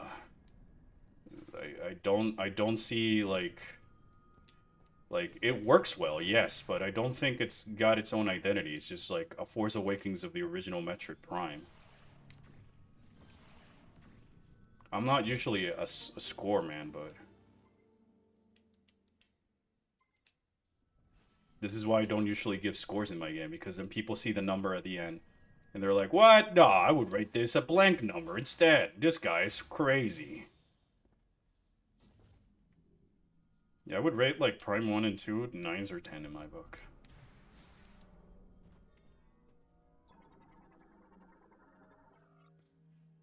Yeah, I feel like I'm talking with whatever space colonial marines rather than actual characters. They're one-dimensional. It's the mechanic guy, the fangirl lady, the toughened soldier, the toughened hunter, and the funny robot. Like, you know, you can, but like, there's also like, no rhyme or reason to the things. Like, Lava Flare Pool was just an MCU movie. Where I watch Sarge and Armstrong press some buttons, Sylux attack me in the ship, and then I went to fight the boss. Ice Belt had the boss was just a rolling guy, even though it was like in the quarantine zone, and then the mines, you just go in there and don't come back at it. I'm only back here because I had to do like the exploration, so there's no backtracking. Vault Forge is just three rooms with 3 elevators, and they're all hallways. And then one of the towers is just 3 Mario Kart 4 test tracks. Like, there's a lot of different elements that seem good, but none of them are married in a way that it makes sense and it adds to a bigger experience, quite like the other ones.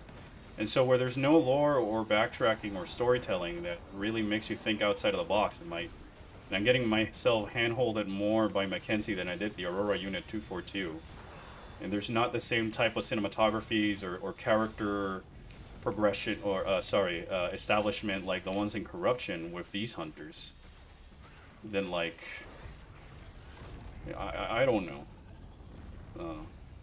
because a lot of that stuff is what makes for me like a Metroid experience or a game experience, not just that it looks pretty, it sounds pretty. Like, none of my power-ups feel any stronger, or I don't get that same level of progression.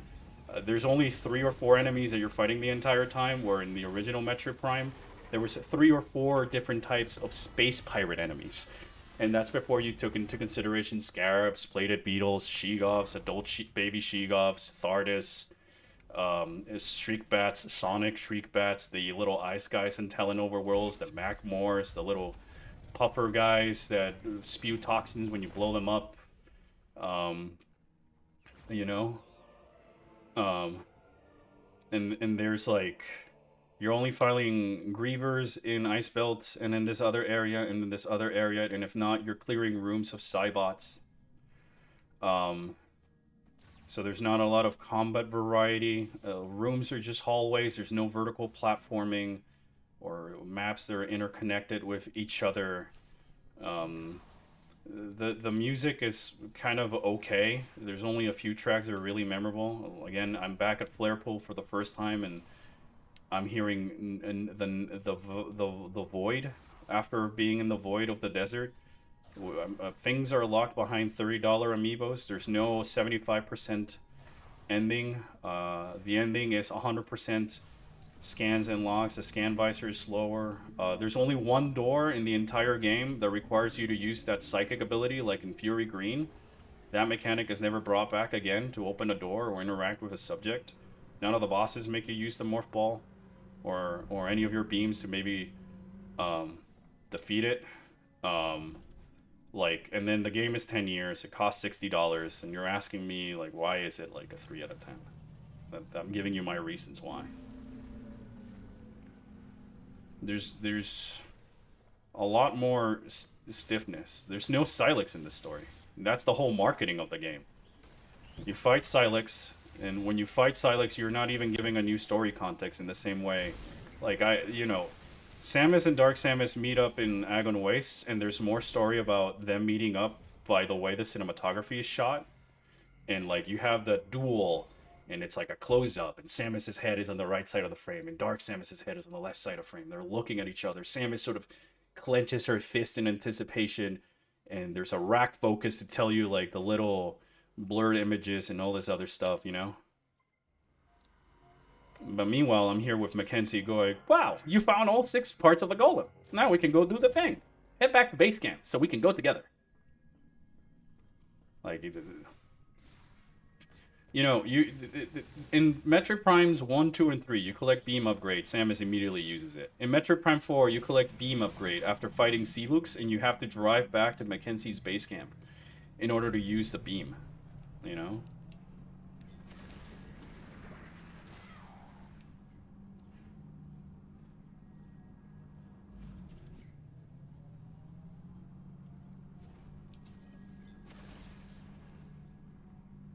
Alright, now if you can get 100%, you should probably go make a copy of your save, because hard mode suck hot ass. Well, I can't get 100%, so I'm fucked. Because this is not like the other Prime games, where the game only asks you for 75% for your items, for Samus without her helmet, and then 100% if you wanted to see like the secret ending. But no, and here we gotta put 100% on both of them. I hope you have the amiibos to make the collecting 200% of the green energy crystals a little bit more bearable, because that's all there is. Sylux retroactively becomes a more important character through the whole game. Some late game.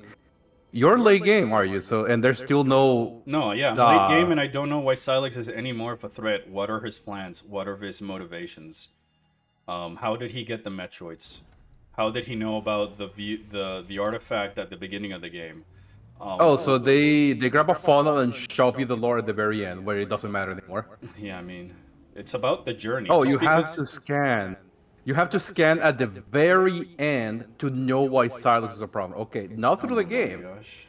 They just forgot about Sylux. They say, hey, shit, we need to do something about Sylux. He's not a story. Like, I knew more about Dark Samus by the way the game set her up in their first intro cutscene, and how she's gonna be playing a part in the story with the Yang and the Luminov at the beginning sections of Metroid Prime 2. And then when I bump into her in the other times, it's just adding more to that tension. And here I see Sylux, he doesn't say anything. I scan him there. It doesn't tell me anything. At least when you scan Samus and the Dark Samus in her 2 previous fights, there was new lore to update you with stuff. And then on top of all that, you defeated Dark Samus, and there was like a resolution and a mystery of whether or not you actually defeated it. And here, you know, you didn't defeat Sylux because he just turns into a Cybot, and that's it. Twice, in the same area, no less. Remember when you killed Dark Samus in Agon Wastes, and you only kind of remember that she's still alive because she jump scares you of sorts in the lower section of Torvus Bog? And then she jump scares you in the elevator boss fight in the Sanctuary Temple. Like, I don't know, Chad. And now there's items in this map that I can't find because Tokavi hasn't shown up in a particular area. So I haven't had my chat with him in one of the 4 or 5 different designated areas that he might or may not spawn in. I think I see him over there. I might as well go and try to get some lore.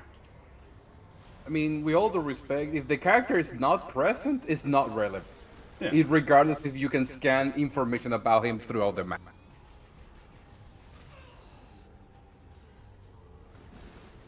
Because at least Ganondorf had more presence in Breath of the Wild than Sylux is doing. Hyper objective and not hyper negative and not objective, man. What do you mean? How would I be? How am I not being objective? I'm focusing on what the game has offered. I've sat through this, and every time I want to open the menu to just look at my percentage, this also happens. I'm just opening my map to try and show my 11 hours and 22 minutes, and I'm just pointing out the things on the game, of the game as it is. Remember that the original Metroid Prime experience got this and way more in less than 5 or 8 hours on your first playthrough. Please, join me. I will tell you how Solon watches all of us.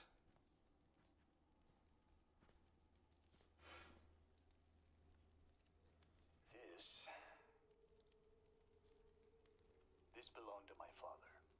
We used to sit around a fire just like this, telling stories. He always spoke of Solon. And how he watches us. Are you familiar? No. Solon sits atop the sky. Uh-huh. Solon provides equal light to all. Okay. Solon is always watching over us. That is why we must not bring shame to Solon. That's it? I have made mistakes. Many mistakes. Such as? But through Solon's light, I find balance. Okay. Thank you for indulging me. I've missed these campfires. That told me nothing aside from it's a deity.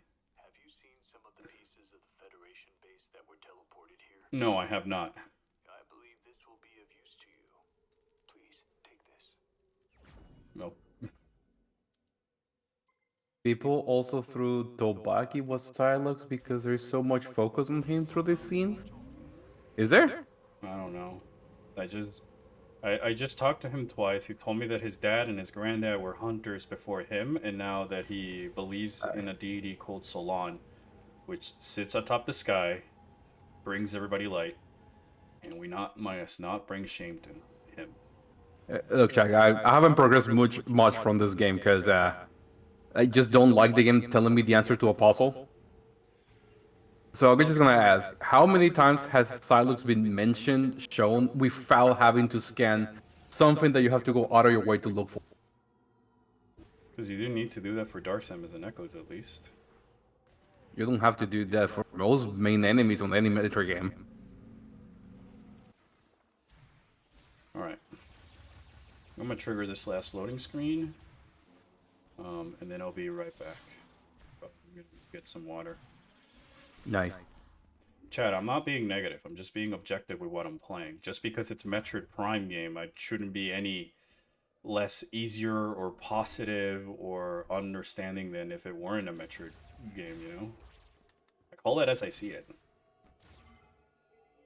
And I put this with the other Metroid Prime games because I didn't decide to call it Metroid Prime 4. Alright, I'm gonna go get my water.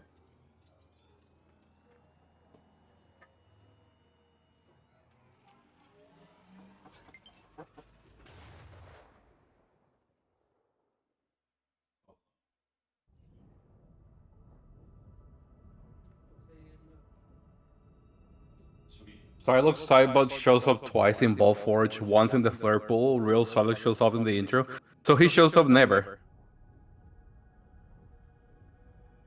That's what I'm understanding, so he literally just has no relevance into the plot of the game, besides being the bad guy at the end.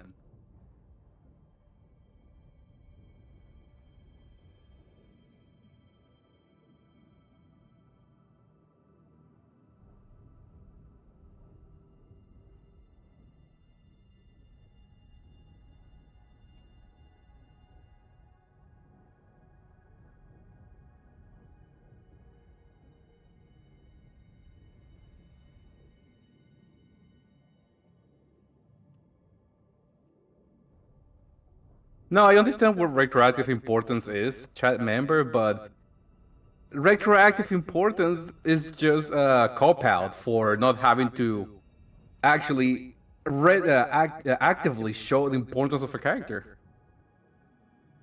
Retroactive importance is more for world building than storytelling or having shown importance to a character.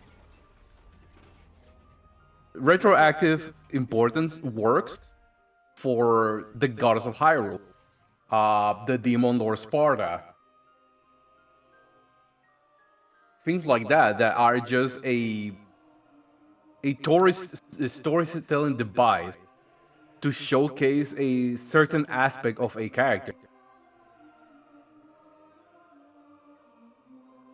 But if you have to go out of your way to learn the why and hows of the folk of like the most important character in the game, then it's not.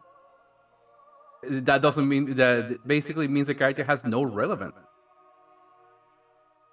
Basically, so far from what I'm seeing, from what I'm learning, from what I'm playing, you can get rid of Sylux and the game will still play the same way. Honestly, you can get just rid of Sylux on Prime 4 and the game will still be the same way. It will play the same. The only difference is that Nintendo cannot throw Sylux as a marketing plot.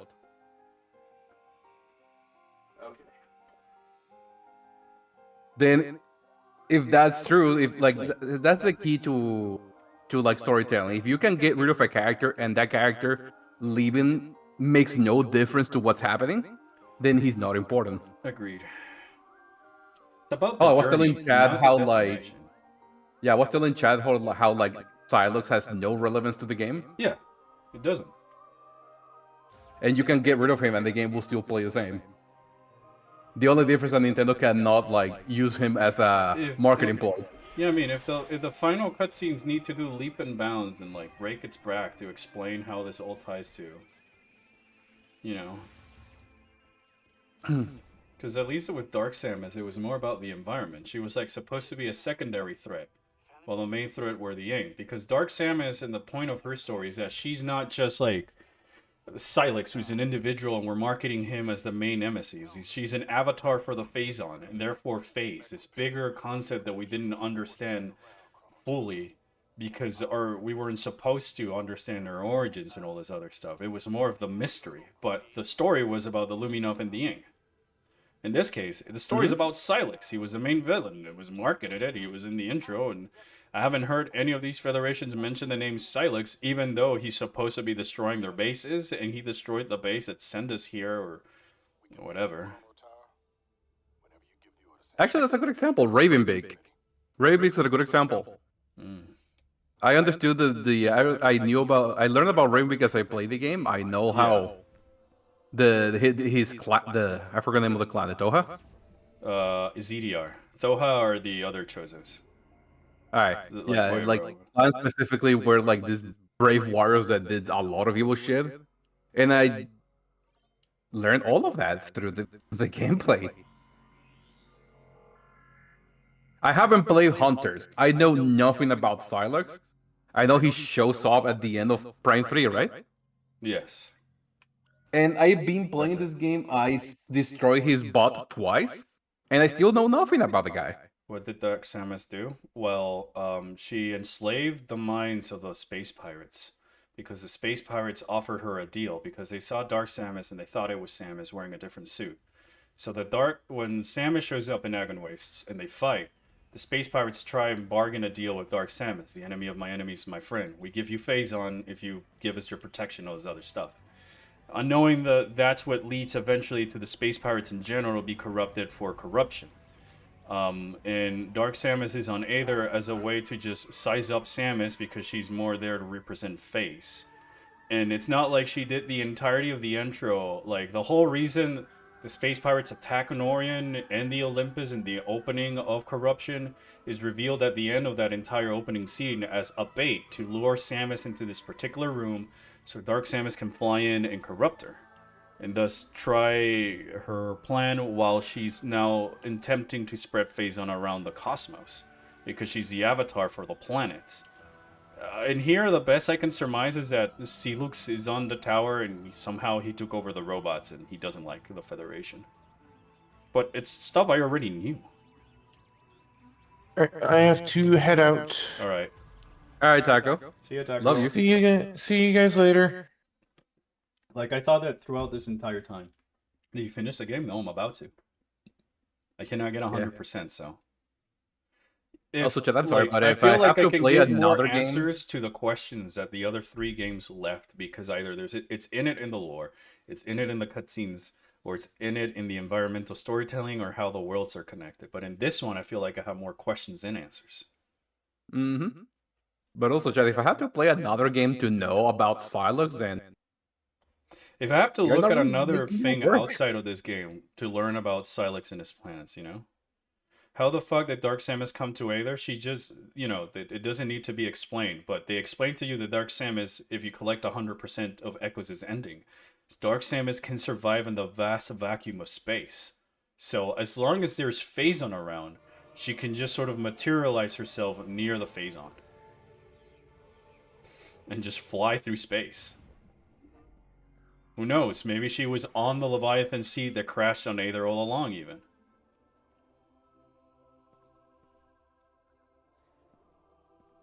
All right. Bird. Burps. Bird distracted me. All right, let's do this. Nintendo should hire this guy over here to write. I'm a writer. I'm a pro writer and pro editor. I know how to do story. Please. Oh, those were butterflies. Sorry, my stream. Again, still having the capture card issues. At least not as bad today as they were yesterday.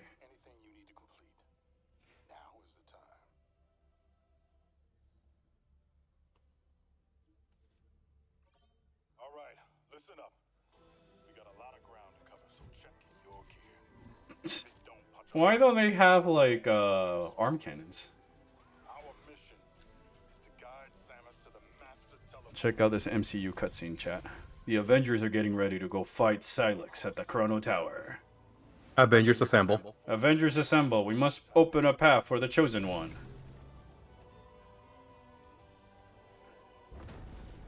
So, if the Federation troopers weren't here, how was I supposed to get into the tower? Sorry. If the Federation troopers, a robot that can pilot a mech, and the mech with all of the parts, and a guy to fix it, how would I get into the tower?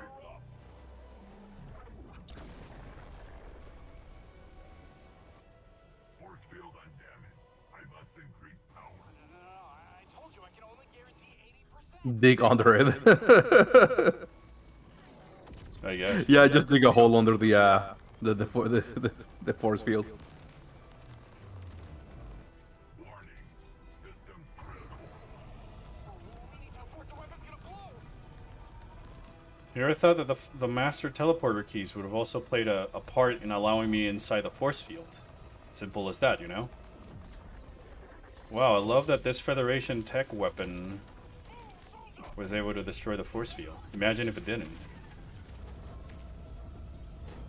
And the Untrolly Golem was piloted by a human? Yeah, I mean, there's human and robot pilots. Why can't we have both, is my question.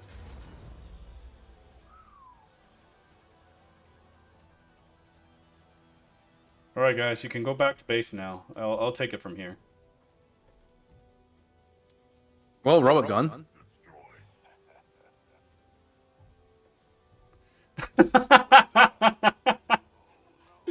No way they just did the Predator meme. No way, just dab up the robot. Oh my gosh. This is Metroid, right? And Samus has Red Dead nothing asking to if you can say turn or off the- no emotions to portray. She Yep. just stands. Red Chat's asking if you can turn up the game volume a little bit. Alright, yes. Yes, sir, Sarge.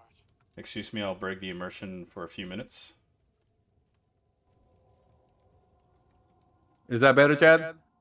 Well, there's not much audio right now for us to test. I know, I'm joking. Is this better?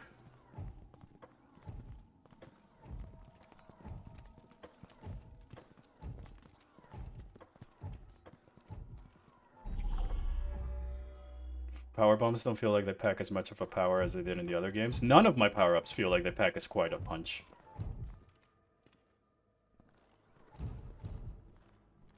Wow, this place is so beautiful.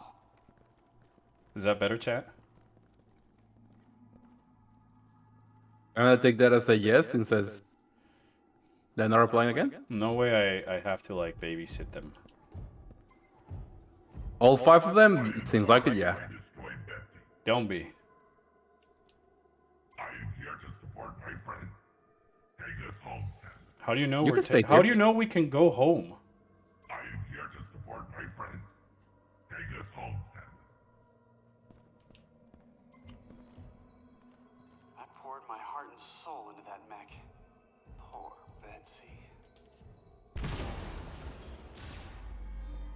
Stay back at base camp.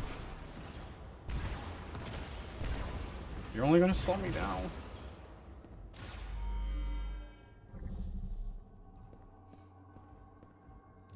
Lore? Oh, I couldn't even scan it.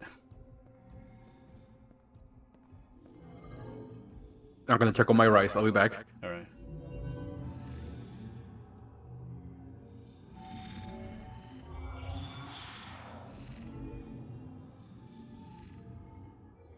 You need to go kill Sylux.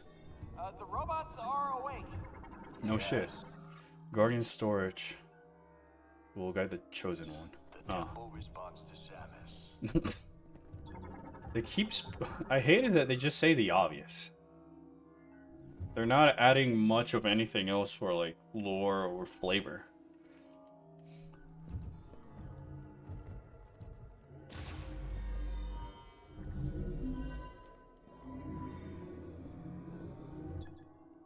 Oh.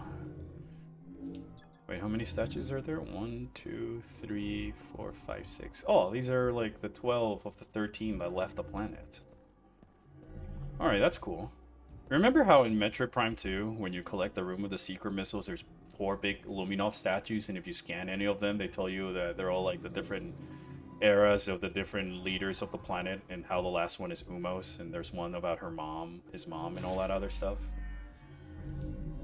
It wouldn't be cool, like, if I could scan any of these and be like, ah, this is this guy, this is that guy, this is that guy, and this is that guy, and they went here. Or they contribute this to either, oh, sorry, Bureaus.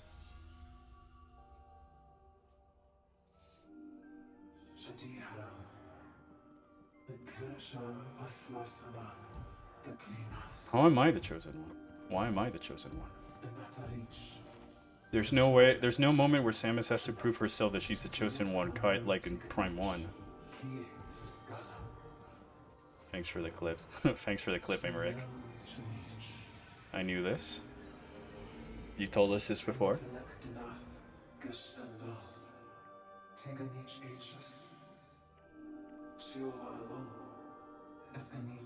Oh, so he was dead all along.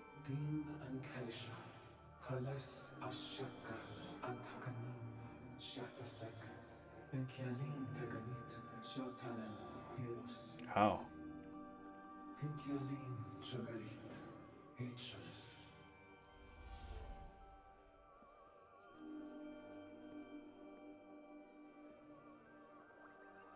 Nobody's got anything to add? Okay.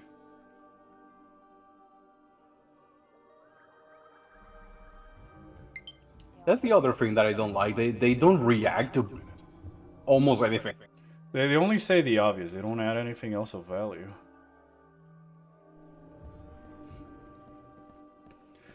I remember Samus being way more expressive even the other ones.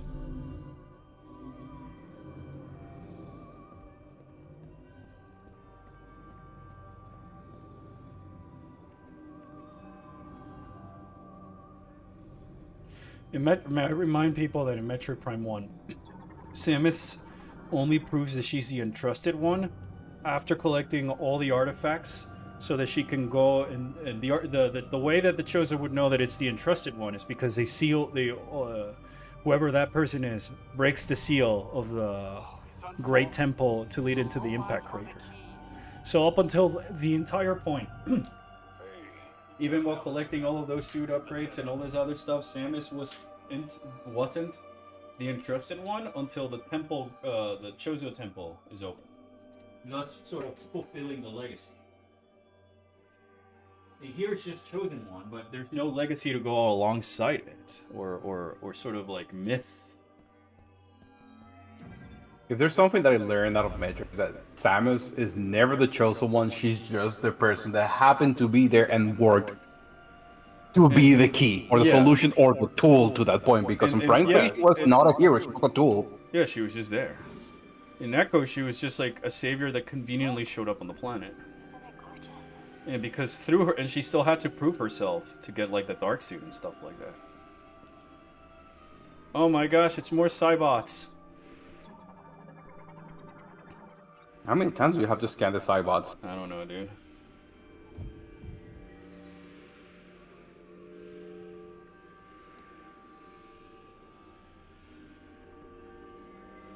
Like, could you imagine if this game is like the Lamorn believe in a chosen one, but because Samus and Sylux show up, they get confused, so they give the same prophecy and powers to two of them.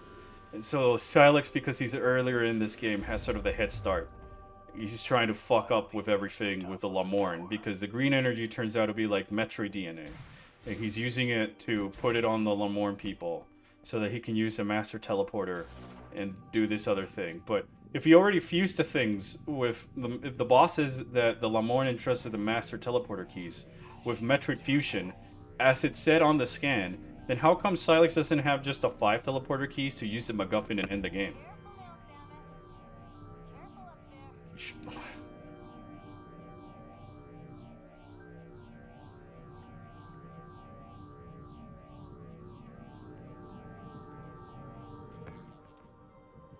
Those are my questions. Of the logic of the story that's been presented to me.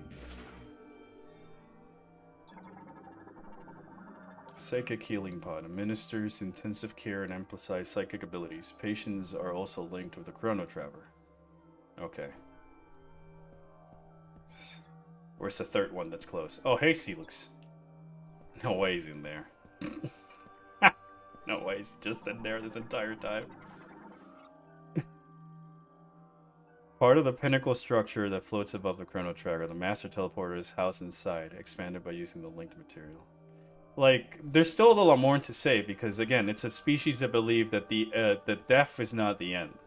As long as their knowledge and spirit and wisdom is taught to someone else, so will the spirits, because somebody else will remember. You know, it's like what they say: you die twice. When you die, game's great. Thanks for the $5 tip, by the way. I really appreciate it, man. Oh, you can now do that on YouTube. Oh, hell yeah. Yeah. If one of the pots is closed, gasp, could it be Sylux? Sylux? Right, here, I'll defeat Sylux right now. I'll blow this up.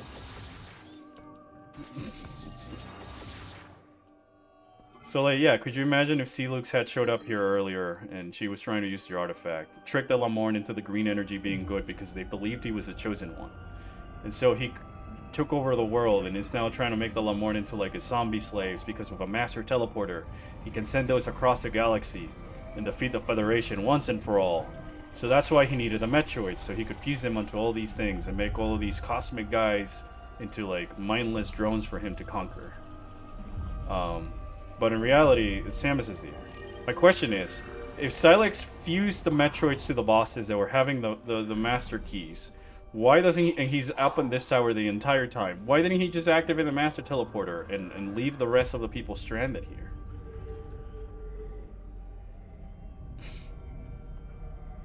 Draw Sylux drinking Mountain Dew works better.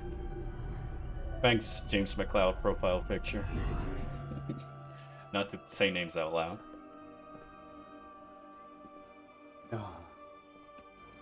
Don't ask smart questions. He wants to kill Samus himself. Yeah, he could use a Master Teleporter to teleport Samus, like, in the vacuum of space and call it a day. You still did it. You got the keys. Take us home. How do you know it will work? Oh look, it's the thing from the game's logo in the intro. All right, guys. Oh. And now we're gonna see Samus get another flashback towards the Sylux origin cutscene. Because that's my guess with the flashback she's been getting this entire game. Because there's nothing else it's building towards.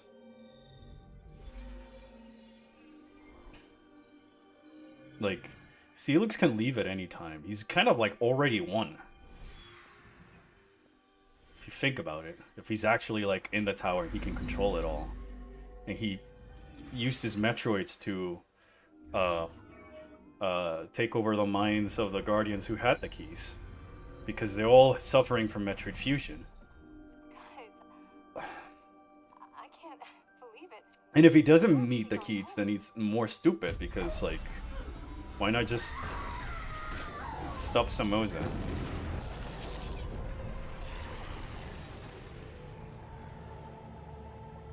Okay. No way, that's it.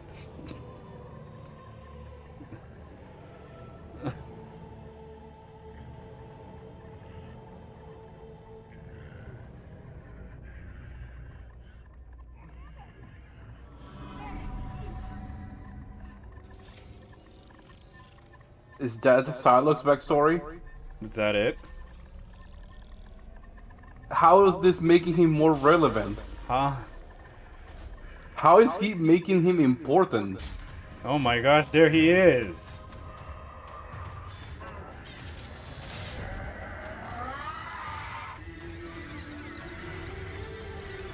Oh my gosh, I sat there 12 hours of nothing for this. That would have been cooler if they show pieces of that he throughout does. the game. Why? You just show that something happened when boom and you don't like that Samus was a cause of it. That's it.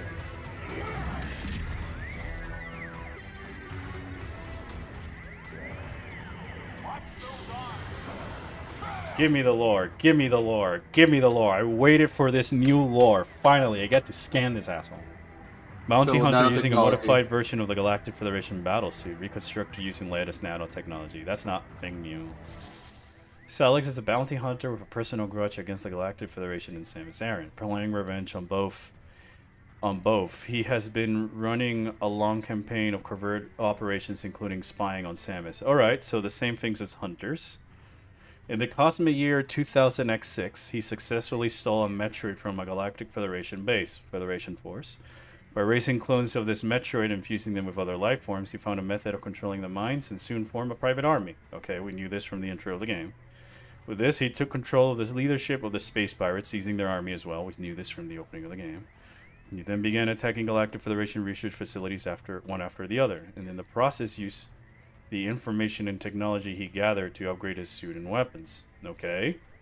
Presumably, he attacked the UTO research center on planet Tanamar with the same intent and did not expect to encounter Samus Aran. So, nothing new.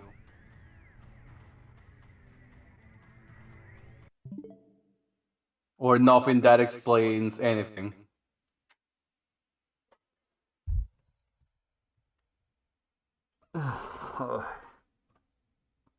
So you're telling me that the Sylux is just someone who's angry that we don't know why, and he used to be of the Federation. It was just like, it's the same things I knew 18 years ago. Is that it? He's just an angry Federation Force agent and went rogue? That's it?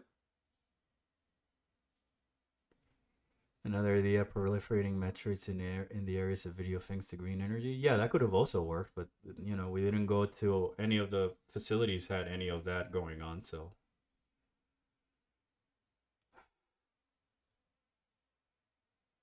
I just don't know if I can do it, man.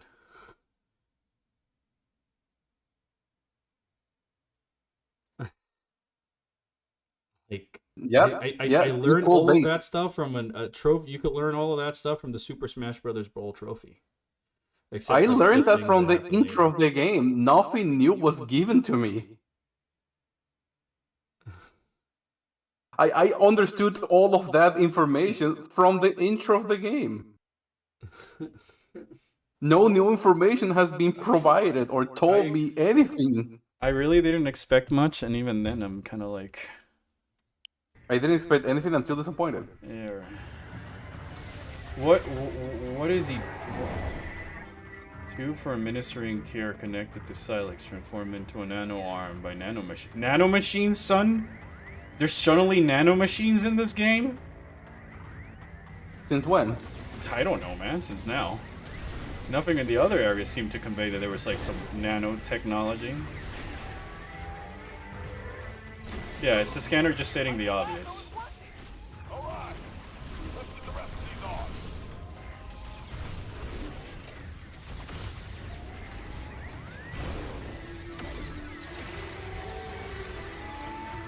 This is not what I expected when I was fighting Sylux. Oh my gosh. Oh, and I gotta babysit the other guys. Chat, I don't know if I can do it. I kind of want to side with Sylux and kill them is the problem. Apparently, the supercharged thunder shot is like the strongest one you can do. Use the supercharged thunder shot, okay. Yeah. I'll keep that in mind. Thank you, chat. Appreciate it.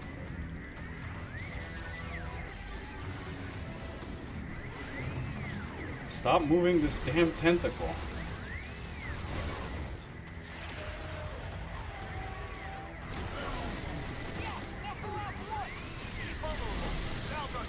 No shit, man. Dragon heads? What? He's a Pokemon. No shit, man. Stop stating the obvious, please.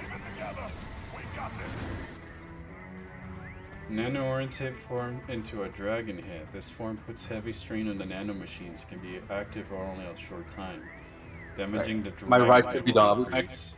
Why isn't there like shock? You know, like the Lockjaw has like this unique like art stuff. How come the claws aren't like different Lockjaws or like his? They look closer to like his horns and stuff like that. These just look like random dragon heads. For the sake of putting it on a Nintendo game. Oh my gosh, what was the name? Gliok at home. Oh my gosh, that did almost 2 energy tanks. What the fuck?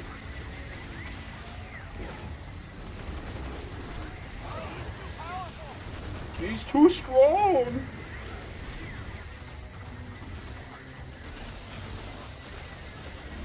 Can't even put the ice away. Oh my god. Oh my gosh. What the fuck? He's already did 4 energy, right?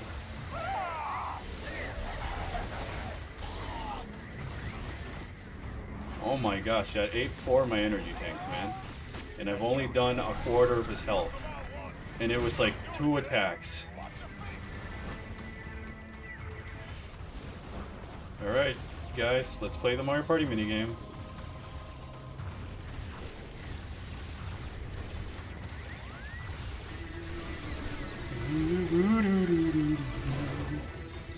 I don't like this song.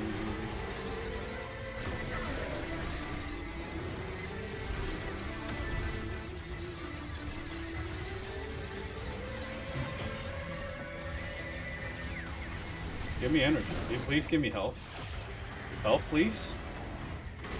Ammo. Okay. Despite the fact that I'm almost 5 energy tanks down, it hasn't dropped like a orange health pack or a blue.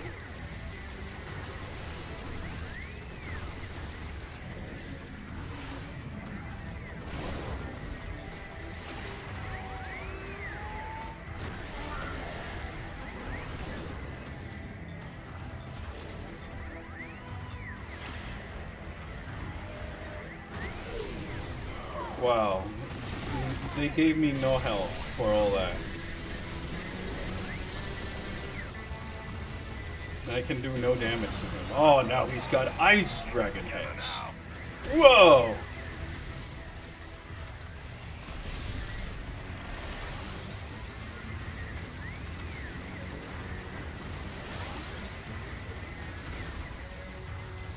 Wow, how much punish can these arms take? I thought I had my psychic beam powered up. There, I destroyed one. Holy crap, that took forever. Oh no! No! You cost me an energy tank, you fucking baby Federation trooper. No, no, no,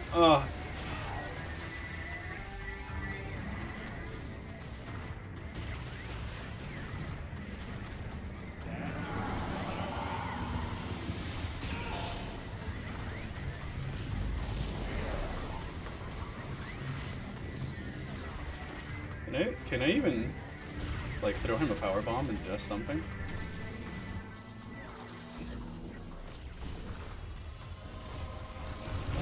Oh hey, that actually does something. Great.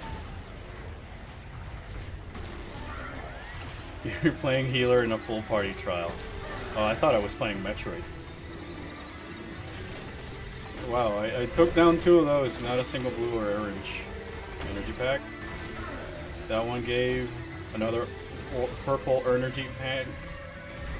I don't need the ammo, I need the health, game.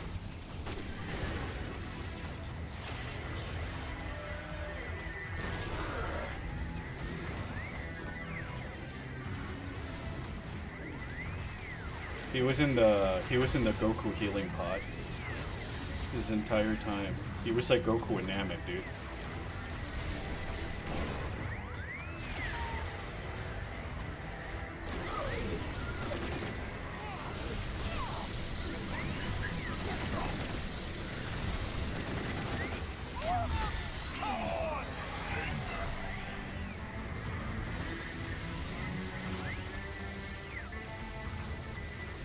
Oh, whoa! Floor AoEs? No, gosh. This is a 14 game. And they can get hit by the thunder on the floor, of course. Of course they can.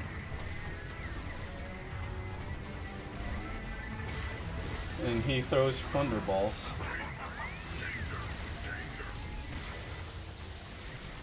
Guys, move out of the AoEs, please.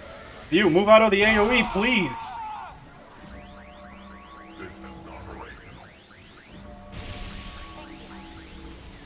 Guys, move out of the AoEs, please! No puede ser. Good.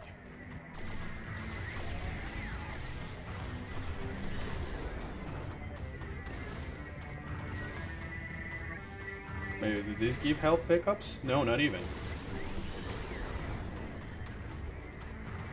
No puede ser. This is it?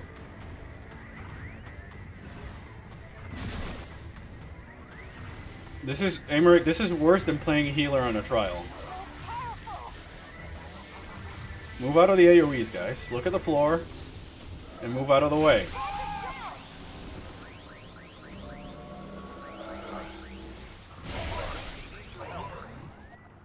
Alright, hold on. My screen get back.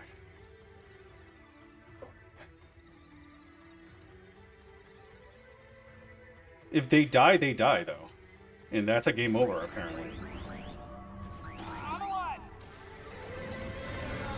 Yeah, run it over, Sylux. Oh, gosh.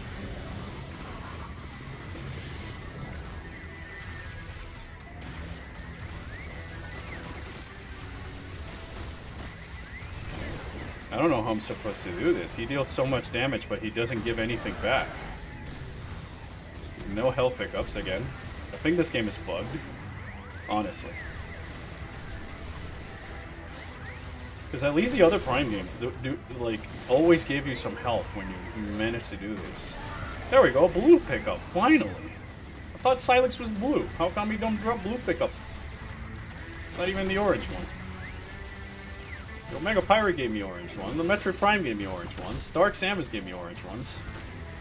Oh, and now he's doing the little spin move again. I play the game with Joy-Con gyros. Well, I don't have a Switch 2, so...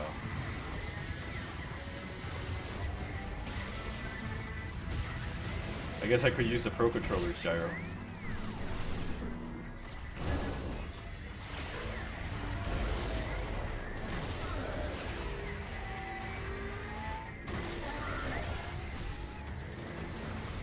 I don't know. I feel it's bugged because it doesn't give me. It's never giving me more health pickups with any of the bosses, or it's like an intentional design flaw, if you ask me.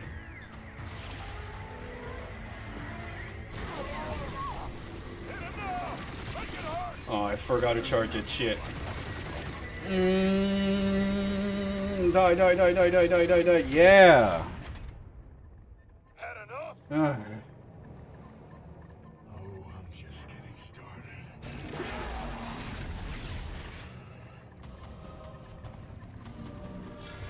What?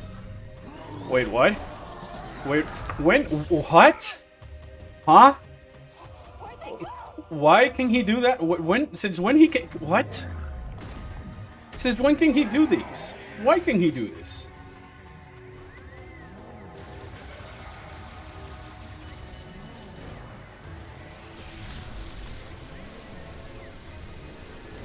Whoa. I mean, I guess this would have been cool if there was build-up, but no more lore? No, it's not like Dark Samus 3 and 4 at the end of Echoes. So, okay, if Sylux could do this all along, how come he's not just like... Why did he need to be healed in the stasis spot?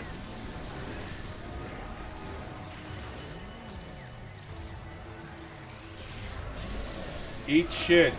I'll shock coil you to death as well, motherfucker.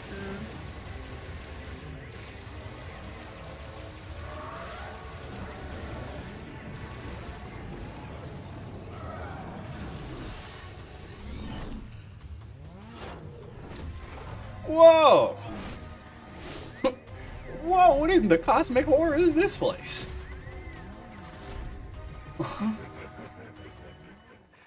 Just you and me, Samus. Oh, okay.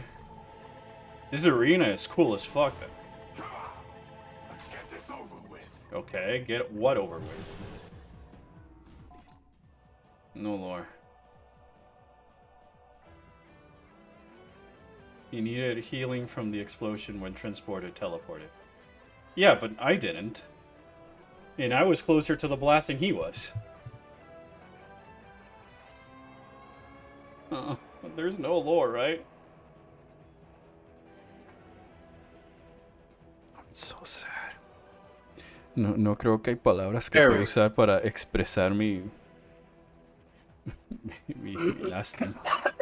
So you scan it again and there's nothing new? There's nothing here.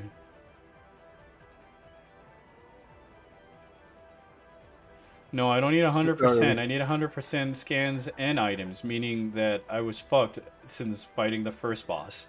Because how else was I supposed to know that I needed to scan 3 different things on the first boss in my first playthrough? Ugh.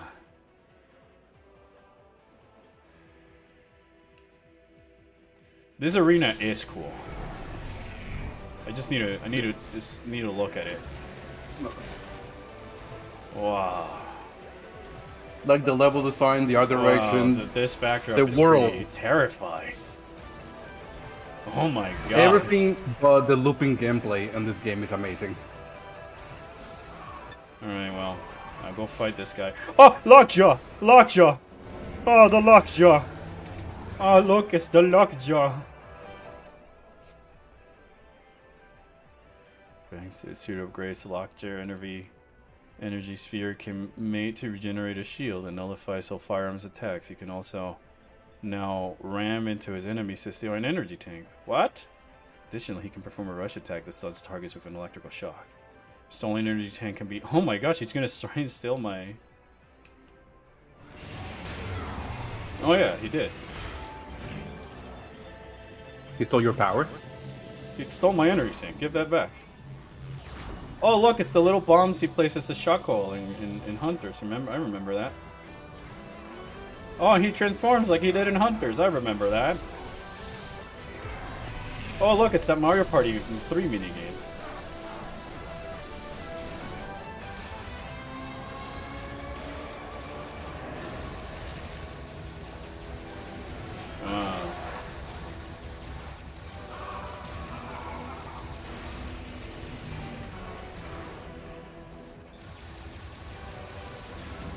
Come on, capture card. So, question. Hold on, now In I can't really hear Dread- you because the game is too loud. Yeah? Your face is too loud. Huh. I was gonna say, in Dread, what do you learn if you do 100%? Not much, because you didn't need to do 100%. Yeah, that's like, I'm trying to like balance it out because apparently you learn a lot about Sylux in this game if you do 100%. So, I don't know. did any other Metro game do that? Where the only way to learn Yes, is finishing the entire I mean, game? not really. You didn't need to do 100% to get, like, the lore on the main villain explained to you. You just needed 100% for, like, the secret Easter egg, or maybe getting a look at Samus without the outfit, you know?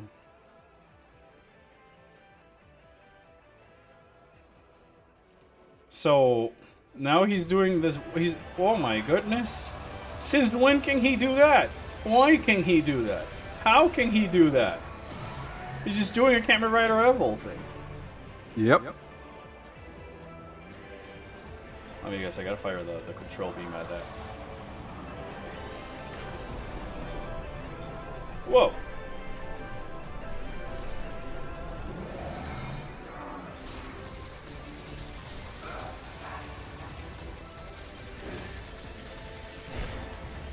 Whoa!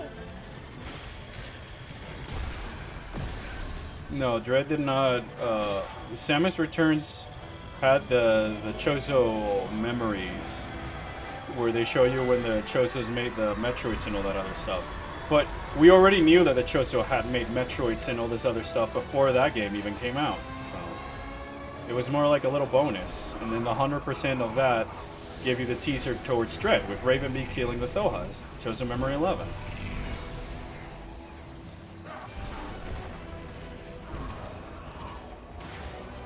So nothing gained, nothing lost, besides your nothing, time. nothing happened. I don't know. Here I thought that like Sylux was part of like a prototype a team of Federation tests, and a horrible accident went wrong, and it cost the life of his friends or something along those lines. And that's when he vowed revenge on the Federation or some other shit. So how do you dodge it? I don't know. I'm just sharing what I had thought in mind all these years.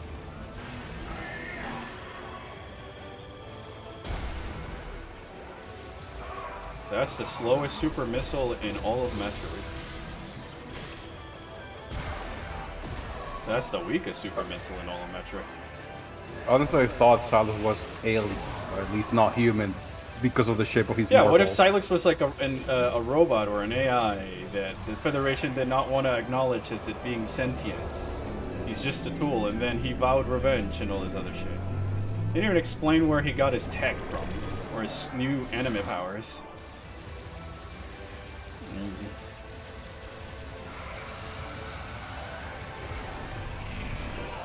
Chat, we will look at the 100% cutscene after this. If anybody has a link, please feel free to send it to me.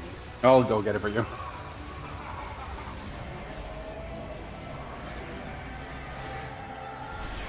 Saying he's, I mean, yeah, but we know the stolen tech since the first one.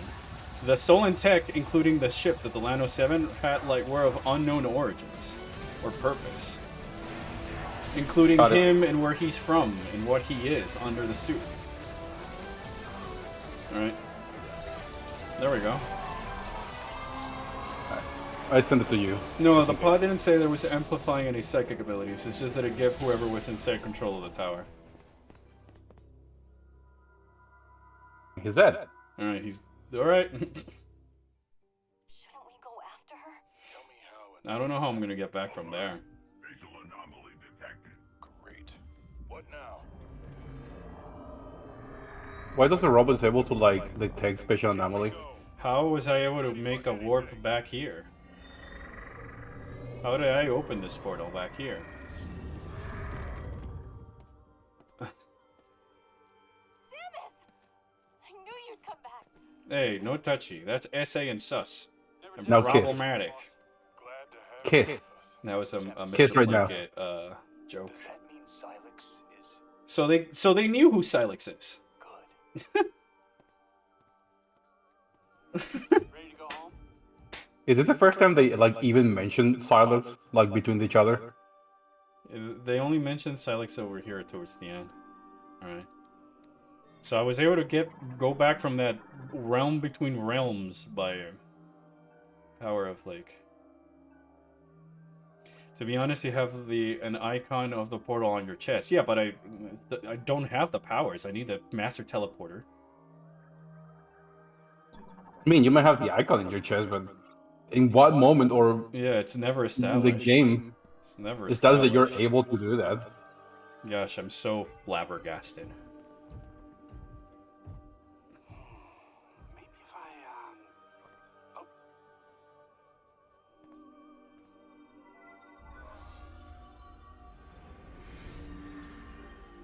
Oh, your crystal powers the teleporter. It only responds to you. No crap. Oh, stating the obvious. Because I have the keys. Heroes?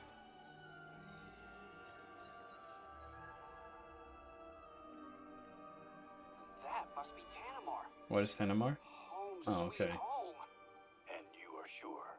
Well, we're gonna find out.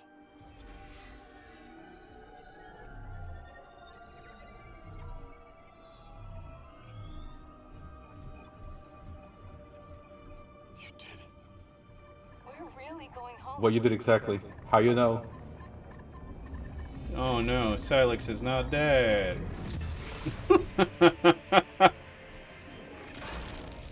Timbers! Sylux! Look! How did you know that he was gonna be dead? ZDR's 100% was tied to items, not scans, so there was nothing missable that made you have to replay the game again from the scratch. If you finish the game, you just reload your save file, go collect the items, go fight the final boss again. In here, if you missed one scan, run dead. GG, try again from the beginning. Yes, Sylux, defeat them, destroy them. It's the same as any of the other, like, Prime games. Providing cover. And Samus won't do anything. And your saves don't carry over, so you gotta do it from zero again, unlike the other Prime games where your scans carried over. I'll do my best to stabilize the power. And how does he know how to fix it? We'll buy you time while it charges. What do you mean I have to wait for you? How do you know this would work?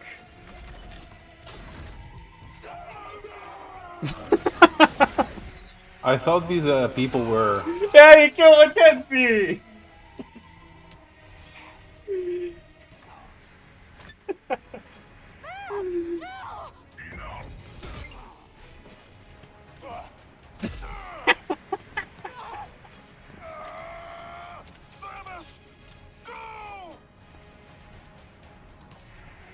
No, if you miss one of the 5 scans of Quadraxis, you start over if you want the other scan, like, art stuff, not the ending.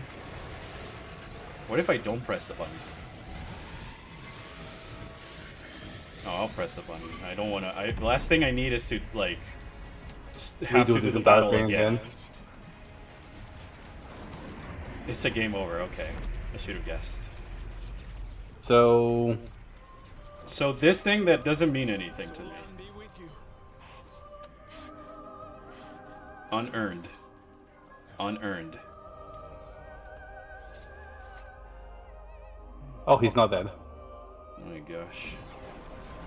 So in any other game, she will get down, not activate the thing, and fight it until it's dead. But in this one, Yeah, so I He abandoned. listens I to the didn't lend mechanic. them a hand in trying to actually kill Sylux. I just decided to judge eat. What the fuck?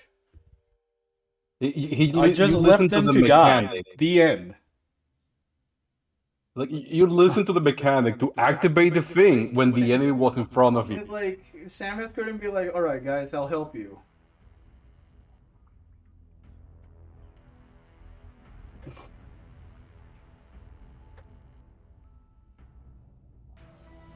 Like even honestly, I would have done what. Hey, I need time. Can you hold him off? And you just fight it, and then you alright, disable him, and then Mackenzie everybody will leaves. fix the thing, even if he knows what to do or whatever. But wouldn't it make more sense that we kill Sylux and then address the Master Teleporter?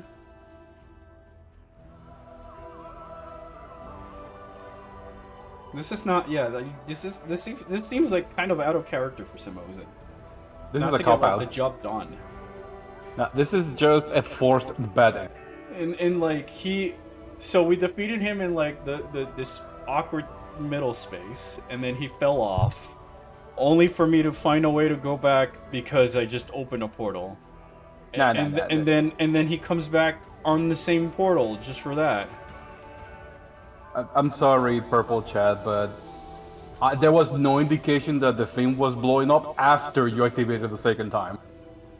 I think it was that the teleporter goes now or that's it. No one can get off. How do we know that? Because you activated the second time. I mean, Sylux was of- able to make a portal with his own hand that took us into even like a parallel dimension type of stuff. So I think the Not master only that- teleporter loses its importance if Sylux The can only just do it with indication- his own hand. And the only indication that the teleporter, one-time use or blah blah blah, or exploded, only happened after Samus listened to Mackenzie and Yeah. started activating again. Because before that, it was just fine. It was just there, sitting there.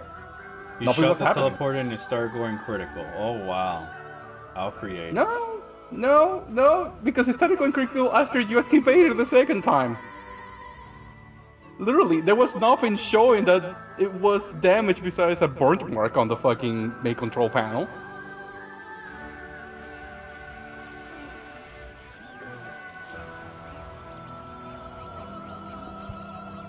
I don't. This game was Like, poopy. I'm sorry, Chad, but you can give me all the reasons to why Samus had to leave, but I just saw this scene. Nothing told me that anything that you guys are telling me is the reason why she had to leave and not fight Silent. It doesn't make sense with anything. Like, I don't understand. Sylux was all of a sudden in the tower, in a healing pod for reasons. He gets nanomachine powers, and he's able to make these Doctor Strange portals that take us through a Doctor Who time vortex into a realm between realms. And you're telling me that, like, there's no way that, like, he's not just gonna do that and go chase me somewhere else. Again, cop out, my friend. Sorry, but Yeah, Silas man. being the pod the whole time.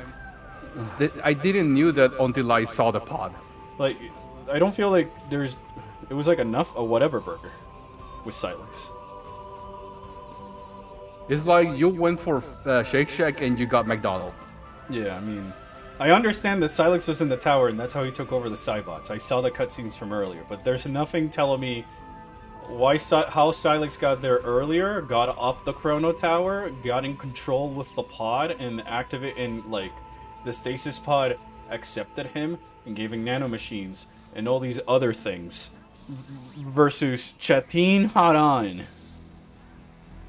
Samus leaving the troopers is like a Burger King crown leaving a party of sprouts in a trial. You're not wrong. You're not wrong. You're not. No, it's not plot holes. It's just there's no plot. There's no plot. There's enough. The There's game so far is semblances of a literally plot. tell you what you're seeing or what's happening. That's it. There's nothing. The final fight, Sylux fights, has a lot of Hunters references. I like that. Well, I would have made it that the first two fights is where you put the Hunters references. And then on the final fight is when Sylux becomes like whatever cosmic threat, danger. Because of whatever purposes you want to put in there. So that way you show that this guy has grown in strength from just being the same guy we fought in Hunters to like a legitimate threat. Meanwhile here it's just like the guy just has powers. I'm sorry, Purple Chat, but He no. stole nothing. Silas has no importance. The lore. All we know is that he's the new lore angry. in my video is gonna We be don't know Sylux is why. there. He got the Metroids. He somehow reproduced them. Somehow made them able to fuse themselves with other stuff, and somehow took over the Chrono Tower and arrived here before Samus to take over the Chrono Tower and climb all the way up and get in the stasis pod. Like, yeah, I just scanned the lockjaw.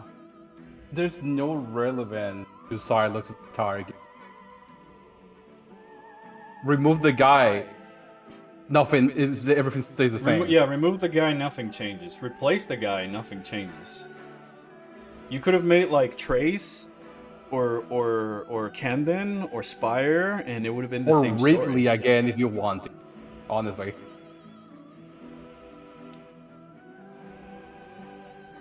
Well, without Sylux, the Chrono Traveler would have no barrier. So So we can change we that can to just it walk got in damaged.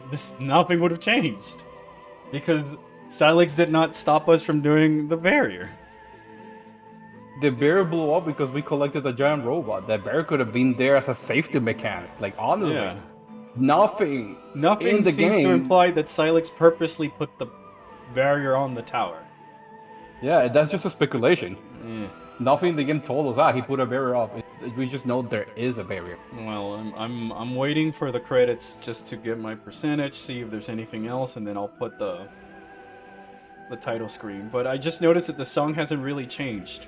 Which another cool thing that the other 3 Metroid Prime games did is that in the credits you get to hear the full song that's on the title screen. You kind of get to hear the second half, and this one seems like the same one I hear in the menu. There's a lot of more people involved in this game. It's definitely like I saw like 5 different developer studios. Mm-hmm.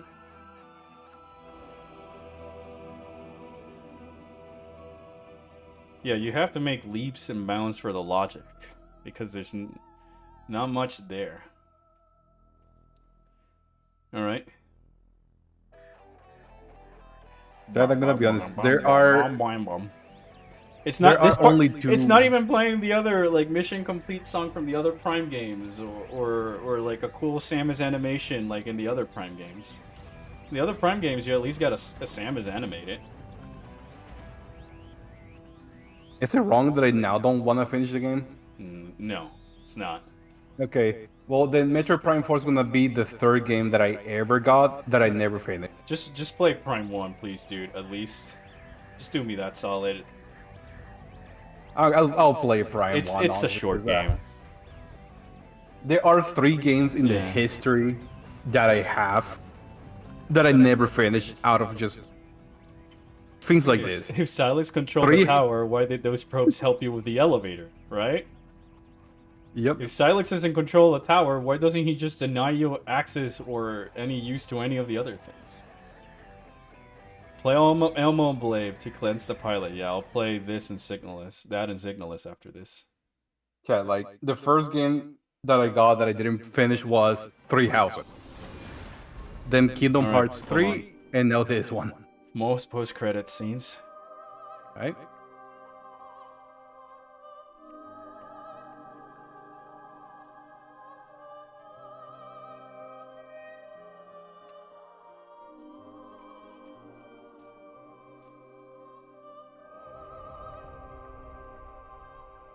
So we're back on the planet that we started, right?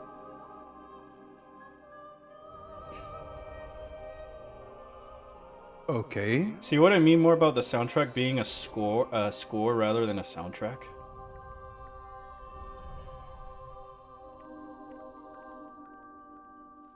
Okay.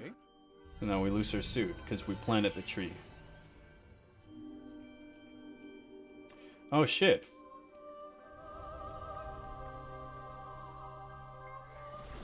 That was nice. It's the only sense of catharsis I guess I'll get because it's the only thing that was propped up in the beginning and then it came full circle at the end, but without the journey it kind of feels hollow.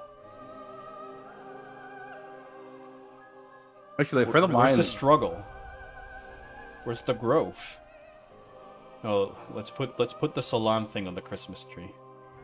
Samus is putting on the ornaments on the Christmas tree. I was having this conversation with another group of friends where we were talking like, what game did you play that the journey was bad but the ending was worth it? Why? Or what gaming the journey was super fun but the ending didn't matter? Why Tenamar though? Why this planet? If it were some random other planet that she teleports to, then fine, but...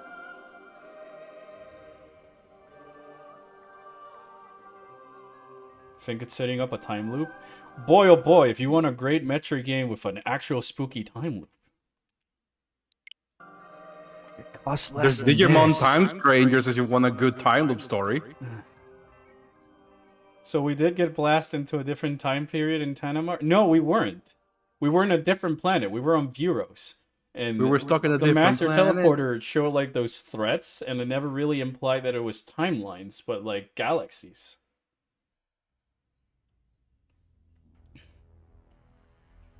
Alright. Okay. Yeah, we're like in a different galaxy. Alright. Well, I sent you the 100% ending and the Sylux thing. Alright, we'll look at this. Yeah, that It's like 4 minutes long.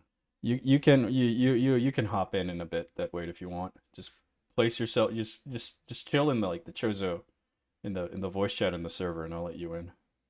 Yeah.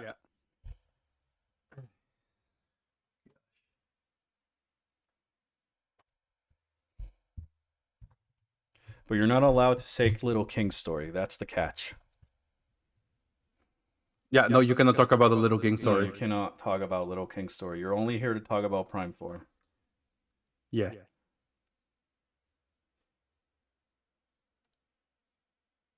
Okay. So this is the 100% secret Sylux ending screen.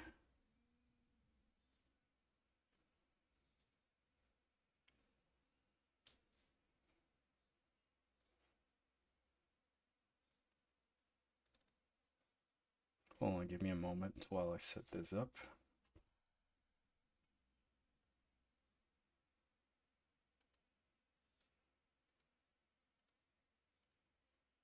Oh, okay, there we go.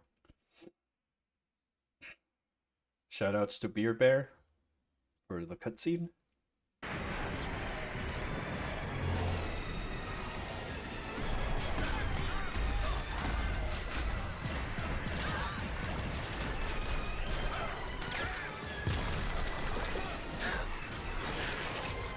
Hey, there's a war.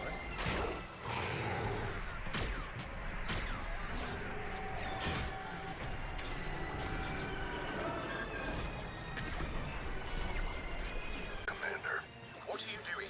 I've commanded your troops to hold your position.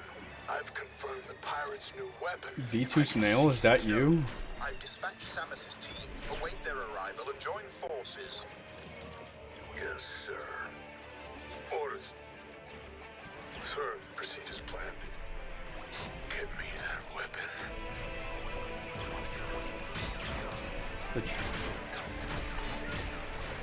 Remember when Kensuke Tanaka went in a 2017 interview about why he wanted to do Sylux in time travel? And then later on we saw Sylux in a trailer.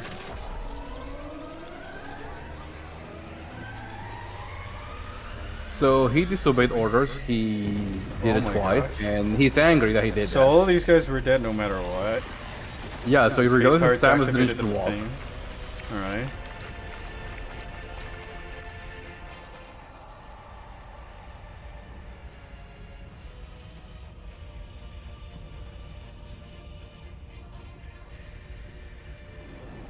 I'm mad. So Samus had nothing to do Alright, Samus with shows fucking. up. Samus shows up in the war zone. This is kind of odd to see. And she just fires a super missile. Not even like the gunship missile.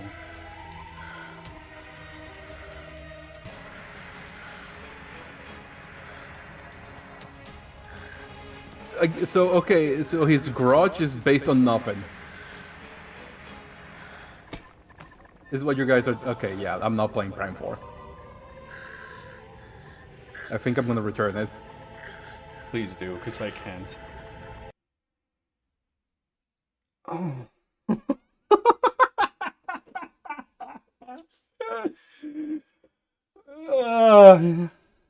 Wow. Oh, wow. This So makes no sense. his reason to hate the Federation and Samus because he disobeyed orders twice, Yeah. kill his own platoon, and Samus had to come and clean it up. This is... Oh my gosh. I'm sorry, I feel chat so member, empty. how how knowing this makes him more important in the game and makes me want to replay it. It really doesn't. It's a nothing burger.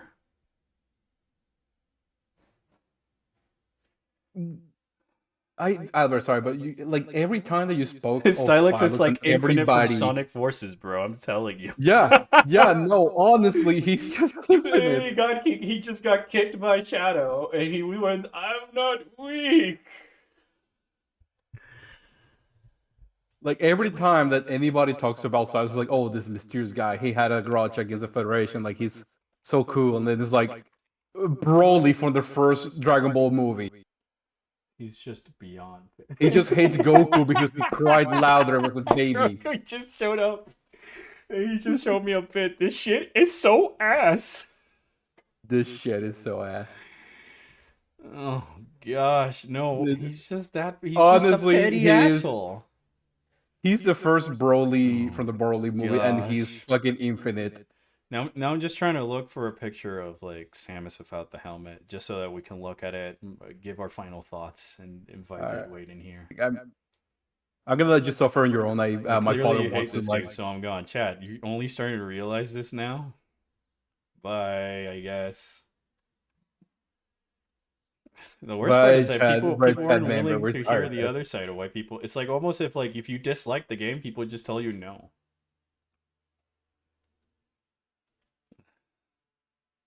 Infinite Sylux. Pawn, add Broly on that one, please. Somebody send me I a feel good like a picture. trifecta. Oh wait, you send me one, Gabe.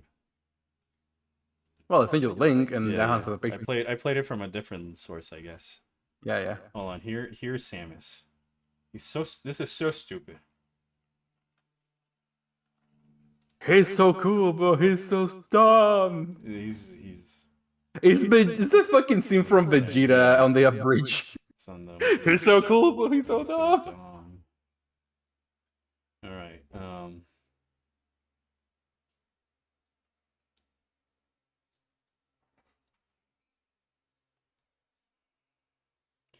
Feels so empty. Kind of like that he's just petty because it makes all this long running beef so much funnier. Yeah, they're setting up Metroid Prime 5. No, they're not. They're just like rebooting Prime 1 for no reason, and then saying, well, we'll do this later because it's like The Force Awakens. It's just prepping up the next movies, guys. Albert, I sent you a clip. Huh? That's literally this entire game. What? The last clip that I sent is literally this entire game. All right, hold on. He's so dumb, but he's so cool. I don't know. He hates the Federation because Samus took the glory. Alright, I'm gonna take my dad around. He needs to do some stuff, so I'll see you Thank you, later. Gabe. Thank you for being here. Thank you for the emotional support. What emotional support? I have no emotions here. You do. You shared the pain with me. Thank you. I'm expecting Devil May Cry 5 next year. After this, I'm sorry. Yeah. Bye, the chat. Bye.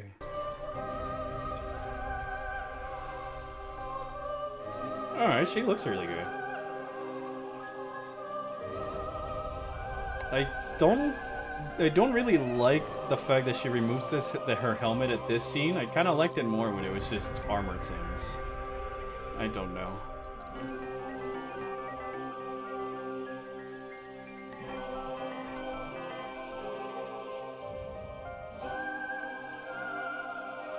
At least we got a good Samus face model. But, yeah. Alright, Deadweight, where are you at? You got...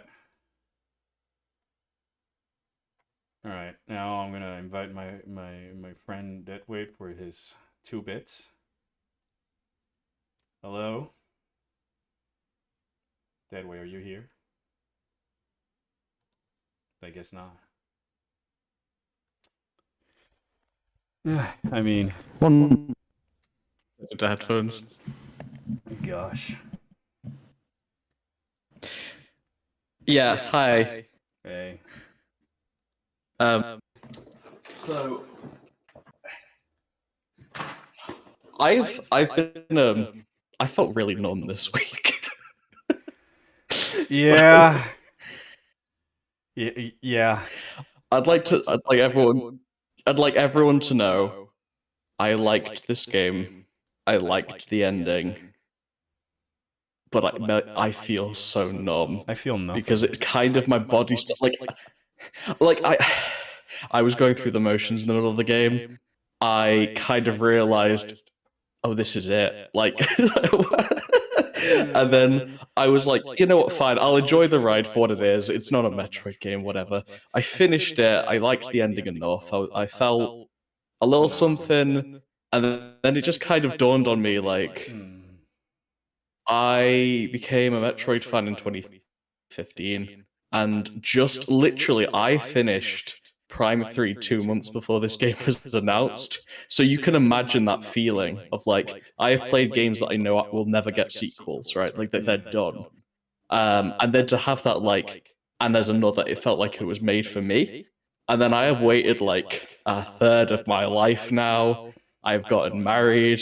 I have a degree. I've gone through several careers, and now like this constant has been there'll be a Metroid Prime game in the future, and now that constant is done, and it had no payoff. They had it went nowhere. I felt all this excitement, and then the game was just okay. Yeah. So, yeah. There was That's no where I'm journey. at. There was just a beginning with an ending, and a middle that was just going through the motions. Nothing to really challenge Samus to grow, because there's something that might seem bigger than her in this journey, quite like chasing Ridley weekend outside of the frigate Orpheon, or almost dying at the hands of Dank Samoza and still having to survive the poison in Dark Aether, or just, you know, the inner struggle of her corruption. No, you have to turn your brain off a bit with this one. And but that's I the like having my problem. brain turned on. My favorite games are all about that. The Metroid problem- Prime was about that. The magic about the Metroid Prime games is that even if you turned your brain off, you would still get some semblance of a story by how the world looks and how the bosses of like the original Prime game are sort of intertwined and connected. There's still like a rhyme and reason for Flagra to be the Chosen Ruins boss, because it's the thing that it's poisoning the water supply. So when you kill Flagra, it brings back all the water, and then Thardis reveals that the Phazon has powers to mutate things that are even inorganic and stuff like Thardis that. has scans. Yeah. Thardis has. I mean, I'm not saying that. But I'm saying like even outside of scanning, but like, just by looking at the things that you're fighting and how they behave, and yeah. Well, it was the fact that like Prime 1 was cobbled together, but then they looked at what they had with the few developers they had, and they just pushed to like bring it all together, right? Like this is the thing I don't get. Thardis, in theory, is like barely a Metroid boss, but then they go, right, how do we make this fit? We have this boss. He was originally designed for Magmore Caverns, and then they just go, how do we make this work? And then they do. No, Kraid was going to be the Omega Pirate, and then the Omega Pirate was thrown together because they already had most of the AI made for him. Gotcha. And he's repurposed a ton of the tech from the Elite Pirates with a couple of new animations and a couple of new mechanics. The point is that they found a way to marry it back. They made it work. At the very end, they go. This game, I feel like they could have still done the same with what is there, but they just didn't. Yeah. Do you want to know a game that shouldn't work like at all? It's Metroid Prime 2, baby. It's Metroid Prime 2. Metroid Prime 2 is like we're gonna have to follow up. Metroid Prime 2 is like, oh, we got to follow up the fact that we teased a Dark Samus at the end of the last game, but we also got to do a new planet, but we're also doing this time dimension-y stuff. And it's like, these are too many ideas, guys. And it's like, okay, fine, we'll make reasons that they come together. For no lore or no payoff or no sort of like rhyme or reason or no like payoff or whatsoever. Like, sure, you have like boring. Yeah. You kill the boss and there's not even like the satisfying cutscene of the boss dying. And like it's like when you kill Flagra and you see the water grow, or the rock that hits Thardus in the last rock. Samus are running away from Thardus collapsing when that final rock hitting her in the back of the head, or the Omega Pirate whole scene. Like you kill the boss disintegrates, you get the teleporter, you look at the thing, you go collect the key, and then it's Mackenzie calling you, wow, you got this key. Yeah. It's very gamey. I think this is one of the problems I have with the game is that it feels like a video game to the point that I stop. I was actually like, I can get into a space where I'm like in a game world, and this game, this game had a point where I've already told you, where Mackenzie in the desert, where I was exploring the desert, and I was like, I accept that we have a desert in this game, and I actually was kind of liking it. I was like getting into. I'm putting down what the game's put down, and then you missed this because you actually went into an area soon enough. But because I was in the desert just like a couple minutes too long, Mackenzie said, "You know, when I said you could go anywhere, I was saying that with my fingers crossed behind my back. Go to the volcano, straight up. Go to the." You missed another thing, by the way. If you get stuck after, like, I'm sure most people miss this. I had to find out for myself. If you get stuck after you get the shock from Mackenzie, the thunder shot, and you. And when you're in the desert, he says that thing where it's like, if you ever get stuck, you can call me. And then he says, hey, go back to previous areas with it if you want to find new things. If you go to call him, I kid you not, it has two separate displays for text. And the first says, you should be going back to previous areas. Like I spell. Oh my gosh. It's just like... they just couldn't help themselves. It's just so bad. I'm just like left so underwhelmed, so like empty that I don't even know what to say. Like I think it's just know where nothing to on the start. horizon now. It's like, now what? It's like, oh, this is the latest Metroid Prime game. It's been 20 years and it's over. But it's not even like it's over, but at least I can rest. All I know is that I feel like I'm still Prime waiting. 5 gets inevitably teased and released, and all that other stuff, I'm not gonna buy it day one. I'm probably not even gonna be excited for it. There's a lot of things in this game that feels like it was just trying to get as much money out of me to try and make this otherwise padding, not fun experience a little bit more enjoyable. And I genuinely think, and all this other stuff that like I feel that if they announce Metroid Prime 5, I have to wait and like, you know. Yeah, the thing is that I feel the like floss are just way too heavy, and it makes me so dumb that I could not rate it anything higher than what I did. Because if not, I'm just lying to myself in some form of copium by saying I enjoyed this part or I enjoy that part, but I don't think I'm ever going to go back and think about it, because the more I think about it, the less it makes sense. There's no cool set pieces or anything. This is why I was saying in the middle, just accept it's not very good and don't think too much about it. Yeah, I know. Otherwise, but you're like, no, I'm going to think about it. It's a Prime game. I mean, it's like, if I don't think about it, then I just shut off my brain and I go and say, oh, I think it was kind of okay, 7 out of 10. When like, I feel like I played out whatever video game. To save my peace. You know? I'm doing that to save my peace, but then there's this bit of me that's like, since it has been 8 years since I've known the feeling of there isn't another Metroid Prime coming, now I'm in a world where I can say that again, and there was no transition, because I still feel like I'm waiting in a way, because nothing, I didn't get lost, and I didn't, the world felt like it was trying to like do too many things and then doesn't do enough. Like, here's the thing, you know, I'm talking about the finish, like the whole thing about the primes is that they were like messes, but then at the very end they wrap it together. You just have stuff like how none of the computers in Ice Belt can be read, which would add things to the world that weren't there. Remember, like, heck, a lot of Prime 1's fairly empty in theory. Computer in the Fendrana Space base, or even in the Frigate Orpheon, and learn about things known as phazon, mutation, and radiation from the get-go. And here, that way, they didn't even bother calling it anything. They just called it green energy. They called it Great Minds. Great Minds. Ice Belt. Flare Pool. They feel like prototype names. Viola. Viola, which is a bad name if you speak Spanish. So Yeah. it's just yeah. You can imagine how So, why I haven't seen any marketing about the game over here. Yeah, in this game you get to no what, but yeah, no, it's just like honestly, sometimes I sit there and I think like critically, like okay, a lot of Prime 1 is in the flavor text because in theory, a lot of it would be fairly vapid video gamey stuff, but the text is doing a lot of lifting, and that's not a knock against the game because it works for so many of us. So therefore, hey, you know what? Good for you.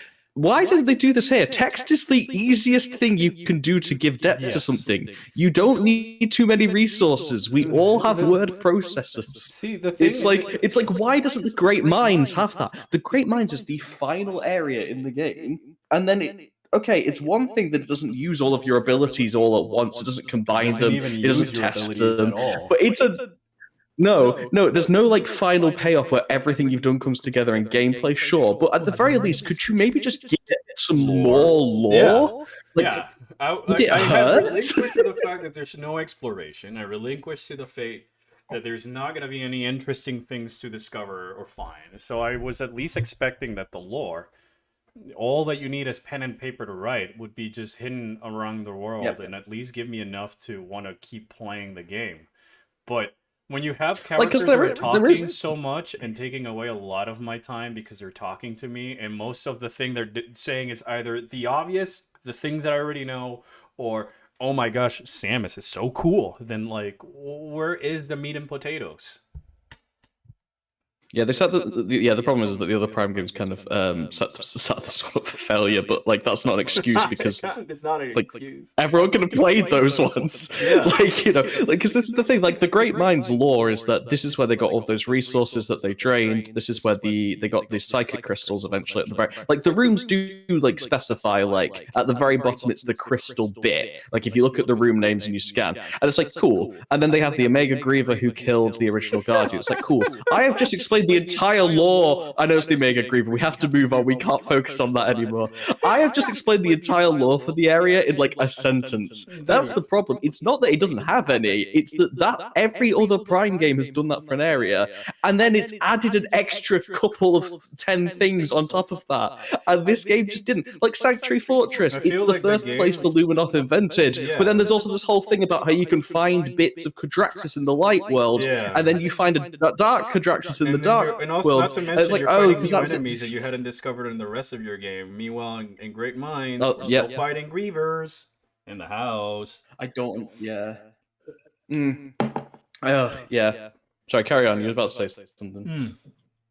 I stand by my fact that this was just a cheap attempt at rebooting the Prime series and soft rebooting the original Metroid Prime in a Force Awakens type of way. Because why else do we collect plasma, ice, and thunder beams? Why else do we go to a fire area where they use energy to put the resource into effect? The mines for the find said resource. An ice facility where they're studying the effects of said resource on the living beings. Resource that destroyed the civilization that came before on this planet. That Samus happens to be the chosen one. Where instead of 14 priests are the only ones remaining to find the artifact, and the mines has an Omega blank enemy at the very bottom of it. I don't know why they. No, I do know why. The problem is that if you're going to put the mines with the Omega blank at the end, you are setting yourself up for like comparisons to Thief of Joy, right? But like, there's one thing to be like, oh, I'll never be as good a singer as I don't know, who's a good singer nowadays. Well, it's like I'll never be a good actor as Hugh Jackman. It's another thing to say I am the next Hugh Jackman. Yes. I'm going to dress like him and legally change my name to Hugh Jackman. Let's also not forget this game also placed the original Metroid Prime theme in itself when you're doing the Viola test, so it's even more apparent that it's just trying to reboot the original Metroid Prime, but not having anything clear that it wants to add to it in the same way that you could make that argument for Metroid Prime on Super Metroid. You want to hear something really confusing? If you have the amiibo that unlocks the music, you can play the original Metroid Prime game, but only if you've already beaten the game, which is hilarious because you have to delete your save file at the end. puede ser. You can only do it if you're replaying the game. Dios. It's just, I don't. Cielito. No. The whole thing is just really confusing. This is not that like these nitpicks don't exist in the Metroid games. Ice Shriek backs suck. There were some things I didn't like about Prime 2, and I've explained those. That way, you forget, you don't need to scan the Ice Shriek backs to get the context of what the Metroid Prime is at the end. You only need to scan the Ice Shriek backs if you want to see more concept art. And if you miss the Ice Shriek, I just wanted the message that says well done, and that was enough for me. Your scans. Yeah. It carries your scans. What are you talking about? I honestly, I genuinely think the problem with this, you keep saying like, oh, I think it's because they wanted to make it. I don't think wanted's the right word for this. I genuinely think Nintendo said, we know that we're supposed to be making another one because we teased it. Let's announce it for goodwill, because let's remember this was announced after like 2016. That was a dire year for Nintendo. That was like Animal Crossing Amiibo Fest and Ultra Smash and Chibi Robo Ziplash and all that. They were trying to move on from the Wii U. They were trying to say there's exciting things on the horizon, and they had the vague notion they should do another one. They announced it way too early. Nintendo never announced this stuff that early. Remember when, like, Echoes of Wisdom said, hey, there wasn't even a single leak about Echoes of Wisdom, and it released 3 months later? That's how they do it nowadays. But with that one, they were like, we've got to get goodwill. We're saying right now that we're making Prime 4, and we'll figure out the details later. To the point that they had to tell us we've restarted development. I'm sure plenty of Nintendo games that released restarted development at one point, but they don't have to announce it because they never announced it that early. And then there were the development team for this game is huge. Retro Studios is only one of many studios with it. And now it feels like it's too many voices. It's too many voices and therefore no direction. There's 3 directors on this game, all from different backgrounds. And it's a mess. I don't know what else they were expecting. Yeah, it's too big. It's almost like they went, all right, this next Metro Prime needs to be bigger. When in reality, all they needed to do was make 5 maps that are sort of interconnected to each other and are somehow telling you a story. Yeah, I found I saw a way that someone put this, which is like a CEO of a company finds that it takes 9 months for a woman to make a baby, so he hires 9 women and hopes to make a baby in 1 month. Like, that's kind of how it feels when I look at this massive credits, because I'm like, you have a lot of people here, and like I get for like the technicals, sure, but surely there should be a smaller group that's like directing where this game goes, because we're doing too much. Why would Sylux is the only story element we had going into this, and there's so much that he can't even be in his own game. Exactly. And then it's not, and like the desert doesn't really make sense with some of the other things. The troopers don't feel connected to the desert. Nothing feels connected. The green energy doesn't feel. The green energy doesn't feel connected to Sylux, the guy that's killing all the troopers. He says at the very end, they shout at the very end, Sylux, and then I go, oh, wait, yeah, they would know who he is. He's like the arch, right? Like at the very start of the game, it says Sylux has been going to Federation base after Federation base in search of things to just mess around with. And it's for some reason, they made a game with troopers and Sylux, who's been just killing troopers non-stop. And they didn't make a plot that involves those two. I like this game, but I like it less the more I think about it. Even taken the opportunity, you could have replaced Tokabi's story in the deserts with him telling you more lore about like Sylux and stuff like that. Yeah. Oh, by the way, he does have a tiny bit of lore he drops there. He kind of suggests that Samus is no longer a bounty hunter, which might be their way of like. Well, no, because the thing is that Samus isn't a bounty hunter. She doesn't actually get bounties. She's a independent contractor. She's a military contractor. But Nintendo thought the bounty hunter just meant Boba Fett. No. The whole thing is that bounty hunter just means someone who gets bounties that Samus has never done. And then there was a whole thing during Prime 3's development where they wanted to make side quests where she gets bounties. And Nintendo said she would never do that. And then they had to explain that Boba Fett is a bounty hunter, but not because he's a spaceman. And then they took that seriously and they put Boba Fett in this game. Yeah, they did, but so he kind of suggests that she is an ex-bounty hunter, which is something, I suppose. Also, yeah. What I don't like about that, I kind of like his lore a little, but you have to reload the desert in order to get all of it because he pops up in 5 different locations. Yeah, I mean, in 5 So that's different the thing. locations, at random intervals, and Mm. and it's kind of like I dislike it because there's never a reason for you to want to stay long in the desert and explore. You're just going from one area to the other, as Mackenzie tells you, and you're just collecting the rocks along your way. So the only time that you actually stop Yeah. by and look at your surroundings for where he could spawn is where you're finding the mech parts. Exactly, Cthulhu. Announce but don't develop. Yeah. Somebody in the red chat is saying no. Tokavi remarks that Samus is a bounty hunter, but she clearly has a bigger reason for doing what she does. Okay. Well, I mean, yeah, but we don't see it in the game. I mean, gosh, I don't know if I didn't see it because I guess my save file is gone forever, and yeah. Yeah. I'll look up at the. Well, let me cutscene. see if Wikitroid has his lore, because I actually did. Okay, I'm not kidding. I was also just kind of half paying attention in the desert, and then when he started speaking, my brain kind of zoned him out, and I was like, Yeah, I think me I missed too. something. But I was such in like grind crystals. I feel that my I wasn't mind was thinking so pay shut attention. off throughout the adventure that when they were telling me stuff, and I realized that it was like a nothing burger. Like, here's Solon. Instead of telling me how how Solon came to be or what they believe, it's just the usual big guy in the sky who gives lights to the people, and we must do good. There's no like Okay, extra bit of we have depth the that might make it more backstory Metroid. from Wikitroid. Okay, With a before grain of salt, the this is events. Wikitroids. Yeah. Reggie Takabi was born in the northern reaches of the fourth moon of Solitude. His family came from a long line of hunters and survivors due to the scarcity of resources, and they worshipped the god Solon. Takabi chose to join the Galactic Federation, putting his shooting skills to use as a sniper in order to provide for his family. He felt conflicted on the matter, as the teaching of Solon encouraged pacifism. This is all the stuff you find in the desert. Takabi eventually became part of Herc Unit Delta, a covert unit sent to eliminate threats and maintain peace on planets on the Fringe. He operated much like a bounty hunter, being paid by the Federation for each mission. Metroid Prime 4 Beyond. Eventually, Takabi found himself on Tanamar when the Lemon artifact was activated, transporting into Vuros.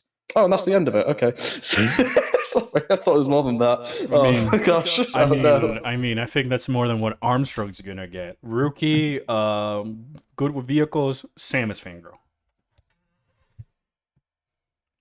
Yeah, which they dropped, by the way. Pretty much all of the introductory. She didn't even have a flavor text traits about get you getting a dropped. newer suit. Like, what the It's really, really weird, actually. You know what's the funniest part? That we had this entire game and marketing behind Sylux. Like, there's a $30 amiibo being sold on top of this $60 or $70 game, depending on which version you bought. But there's nothing about him in the story.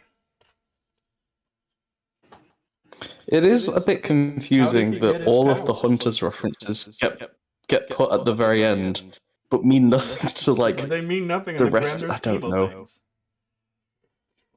I don't know who this is for. Gosh. Wow. I mean, they don't go through growth. She's just there. She gets kind of sad when Sarge dies, and then she's completely fine when she and Sarge don't die. Yeah, I don't know. I don't know. They could have kept everything and just done a bit more, like quite a lot more. Is how I feel. I know. Feels so empty, man. Yeah, that's how I felt for like the last week, essentially. You know the meme and, of like Quentin Tarantino or like Pablo Escobar, or like sitting in places and stuff like that, just like empty feeling. Yeah. I think because part of me is like, oh well, what's next? You know, like if they didn't want to make this, the same then nothing burger is this. It's like if they didn't want to make this, I don't want them to force themselves to make another one. You know, like if that's kind of how it is, right? Like I want developers to make stuff they want to make. So at the end of the agreed. day, I'd rather not get a Metroid game if there's no studio that wants to make it. that's exactly it. And like, I am not the biggest fan of Dread. At the very least, that is a game they clearly wanted to make. You know, in case you didn't know. it's a game that both Sakamoto wanted to make, but it's also a game that like Mercury Steam was clearly passionate behind. The big Fusion fans, they've said that themselves. No, So- Sylux is not gone. He'll just kill the Federation troopers and use his own green portals to teleport somewhere else, man. What was that about? I know. By the way, What was that? the about? green portals. Because that's not. All of I mean, a sudden, it kind of Sylux makes has sense been in because the I tower, guess Sylux has been in the pod. Sylux has nanomachines that use tentacles to create dragon heads. And then all of a sudden he's like, I'm just getting started. Let me take you to Doctor Who. Wait a second. I just had a. I don't want to. I don't like nitpicking because you could nitpick anything and ruin it for yourself. But I do have to wonder. They do set up a whole thing about there is only one way off this planet. And then at the end, he's like, actually, no, there's another one. You just have to sit in a chair for a long time. It's Actually, like, wait a there's second, another why one. would Let we me do take you that? out of this planet right now.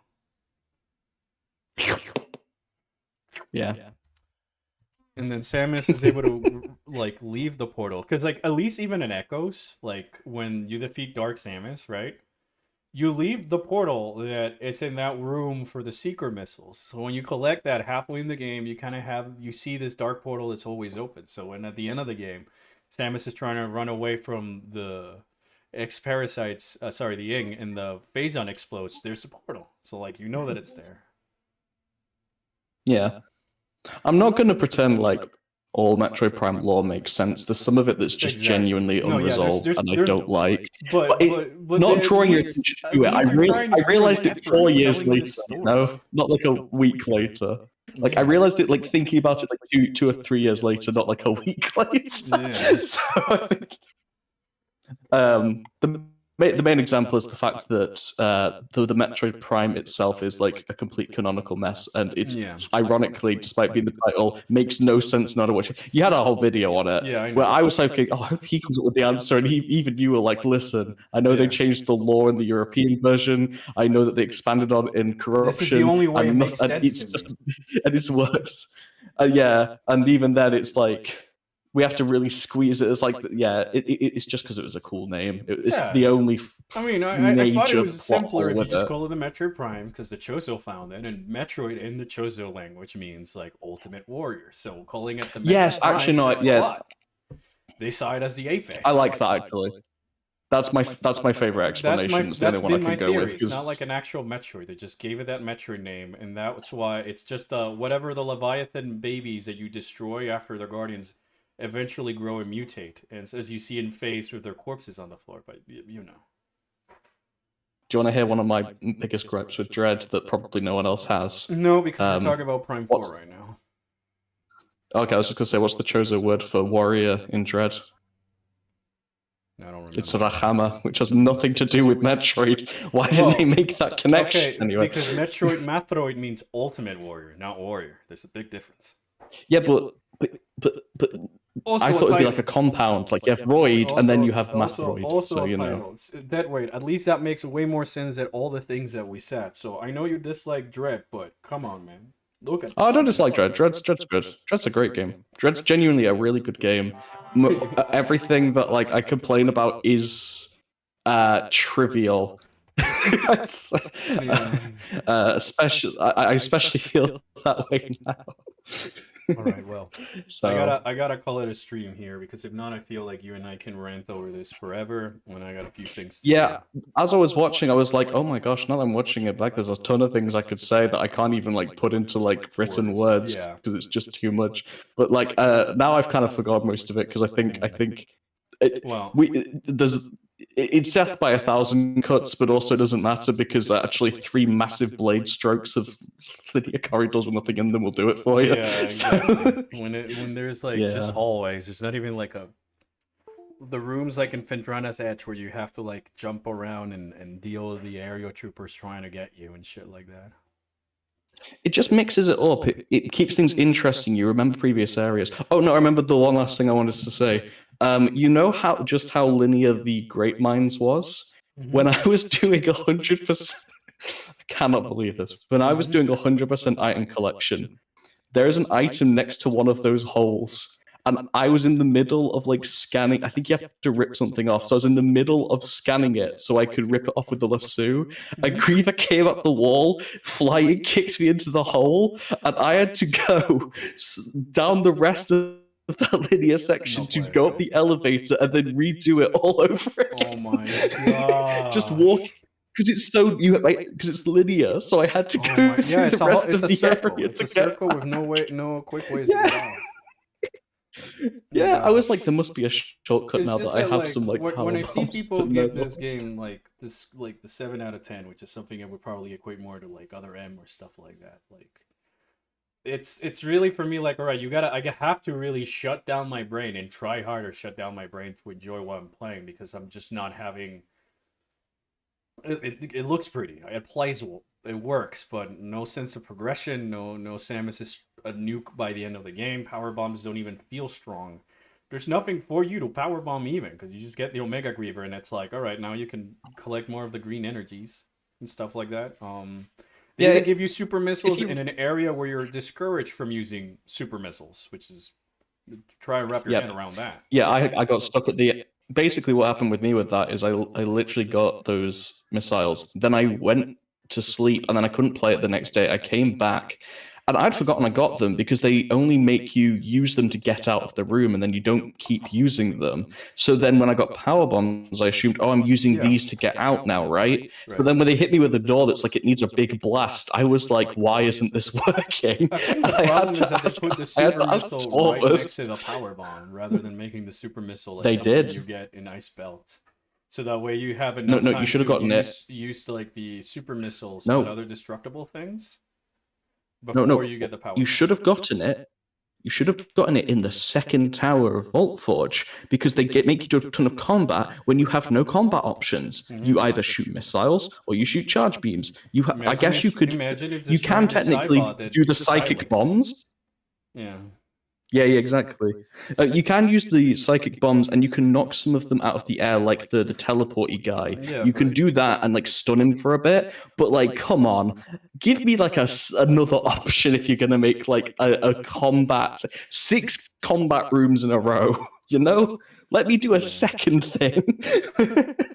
Yeah, the morph bombs were used for one boss, which was the first Sylux boss, but I agree with you that perhaps after defeating that first Sylux, they should just give you super missiles. They already do no damage. At least you have more SAR. options. Yeah, exactly. I hate lies. It says that the electric shock does more damage against machines, and then it doesn't. It just straight up doesn't. I tested it. It just doesn't. I feel like none of the beams deal any more damage than the others, and the only reason like I kept using the ice beam on the Grievers is because at least I got to like freeze them in place while my capture card bugged on me. That's it, yeah. Like in the first Prime, like the wave beam isn't that much more powerful or anything, but it homes in and you can stun and stun. Yeah. And that was just I love that beam. I liked it more than Plasma. I think people like Plasma opposed which as is than Porous. ridiculously much more stronger, but it's got an atrocious firing speed and firing rate. But it makes up for it because if you manage to freeze something, you just need to fire a missile and you're done with it. And so when you get the Plasma beam, which is, after you get the Plasma beam, all you have to do is fight the Omega Pirate. You can just annihilate everything along your way. And like that's supposed to be the final upgrade before the game surprises you with a Phazon suit. And even then, the Omega Pirate isn't still like resistant to the Plasma beam, and he'll summon troopers that you cannot defeat by just using the Plasma beam. And here I feel like the same thing about Corruption, where I got all these beams and upgrades for set beams, but they don't deal much more damage than the Psychic Shot. Sorry, Power Psychic Shot. Yeah, it's weird how all the stuff that cost money they did well, and all the stuff that would have cost nothing they didn't. Yeah. So. Wow. I'm gonna call it here because I really gotta do something else. But if you want, you're more than welcome to join the next voice chat, and we can keep talking about. Yeah, I mean, to be honest, I'd probably do a Prime 2 stream soon, maybe in January. I'd love to have you on. You're actually allowed to talk about Xenoblade X on that, because you don't have an embargo that apparently I have. Yes. I mean, I wasn't going to anyway. I didn't have a reason to, but sure. I wanted to do it as a bit. It just was wanna a do good it as bit. a I bit, liked but it. yeah, I I mean, liked it. I liked it a lot. all right, I'm gonna just close the stream over here because I got some stuff to do. Thanks everybody Thanks for everyone for joining. yeah for Oh, sticking I'd just in like here. to say, since I've been in the chat so much, I felt really numb like the last week, which is why I've spent so much time in chat. I've not really wanted to play games or anything for reasons. I really enjoyed just chatting alongside the other chatters. I'm really bad at spelling and remembering names, but thanks to everyone I've interacted with. Yeah, It's no, been a really fun thank ride you in also that for sense. joining I the think chat, Deadweight. So like yeah, I think it was Ghost. Me and Ghost were talking a lot. Yeah, it was just a really good time. Everybody So who was thank here you. talking in the game, be it you liked the game or you disliked it, I really appreciate it because it just made the experience a little bit more bearable and allow me to better like Yeah. process my thoughts and opinions in the game and stuff like that. I do It like really was the friends that we made yeah, it along was the way. really Yeah, all about the friends we made along the way, I guess. So I hope that genuinely. if with that in mind that you guys would still be willing to join along in the future streams. I have to now find a way and energy and motivation to record Metroid Prime 4 just so I can do my video. So who knows? Maybe I'll do that on a stream and we Yeah. can keep thinking about the logic in this game. Now we have everything in context. Yeah, maybe. Yeah. We'll save that for I mean, save that for a future date. Feel like I've been playing it with yeah. I've been playing with my wife and really enjoying it. So it really is about the friends you make along the way. Yeah. Shout outs to my wife. She's really cool. Unfortunately, She's in the won't be room with a around gun to anymore, my head, most but likely, that's but I still love that YouTube video. Oh, thanks, man. I really do appreciate it. As always, friendly reminder: there's like a public Discord server. You can find the links to it in the purple website, and you're more than welcome to come over and we can talk more about Beyond or whatever. All I ask is that people keep it civil, and have an open mind towards whether people don't have your same opinion. It's mostly a place where we just go and chill and just hang out. So if you want to do that, you're more than I've welcome been feeling to. like even if like you like the game a lot and someone else doesn't, you're probably closer in opinions than you think. It's just more about like the mindset and what matters and things like that. Like you're probably not actually at odds with each other. I think that's an important thing I've noticed in the community this week. Well, so, I've kept my head out of the community up to this point just on purpose so that I can have all my own opinions and what I think and feel about. They make you look like the biggest. They make you look like the biggest Prime format fan, my guy. Really?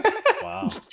It's been horrific. It's been like the trenches. If I'm looking like a Prime 4 fanboy and I'm getting people in my chat just leaving because quote unquote I'm hating on the game for just hating on the game, I mean, I just don't like watching others play games I'm actively playing. But since I 100% want Prime 4, I want to see you live. I totally understand that. But you can always just put me in the background when you're watching the streams. It's mostly just talking about the games and stuff like that. But with all that said, thank you so much, everybody, for watching.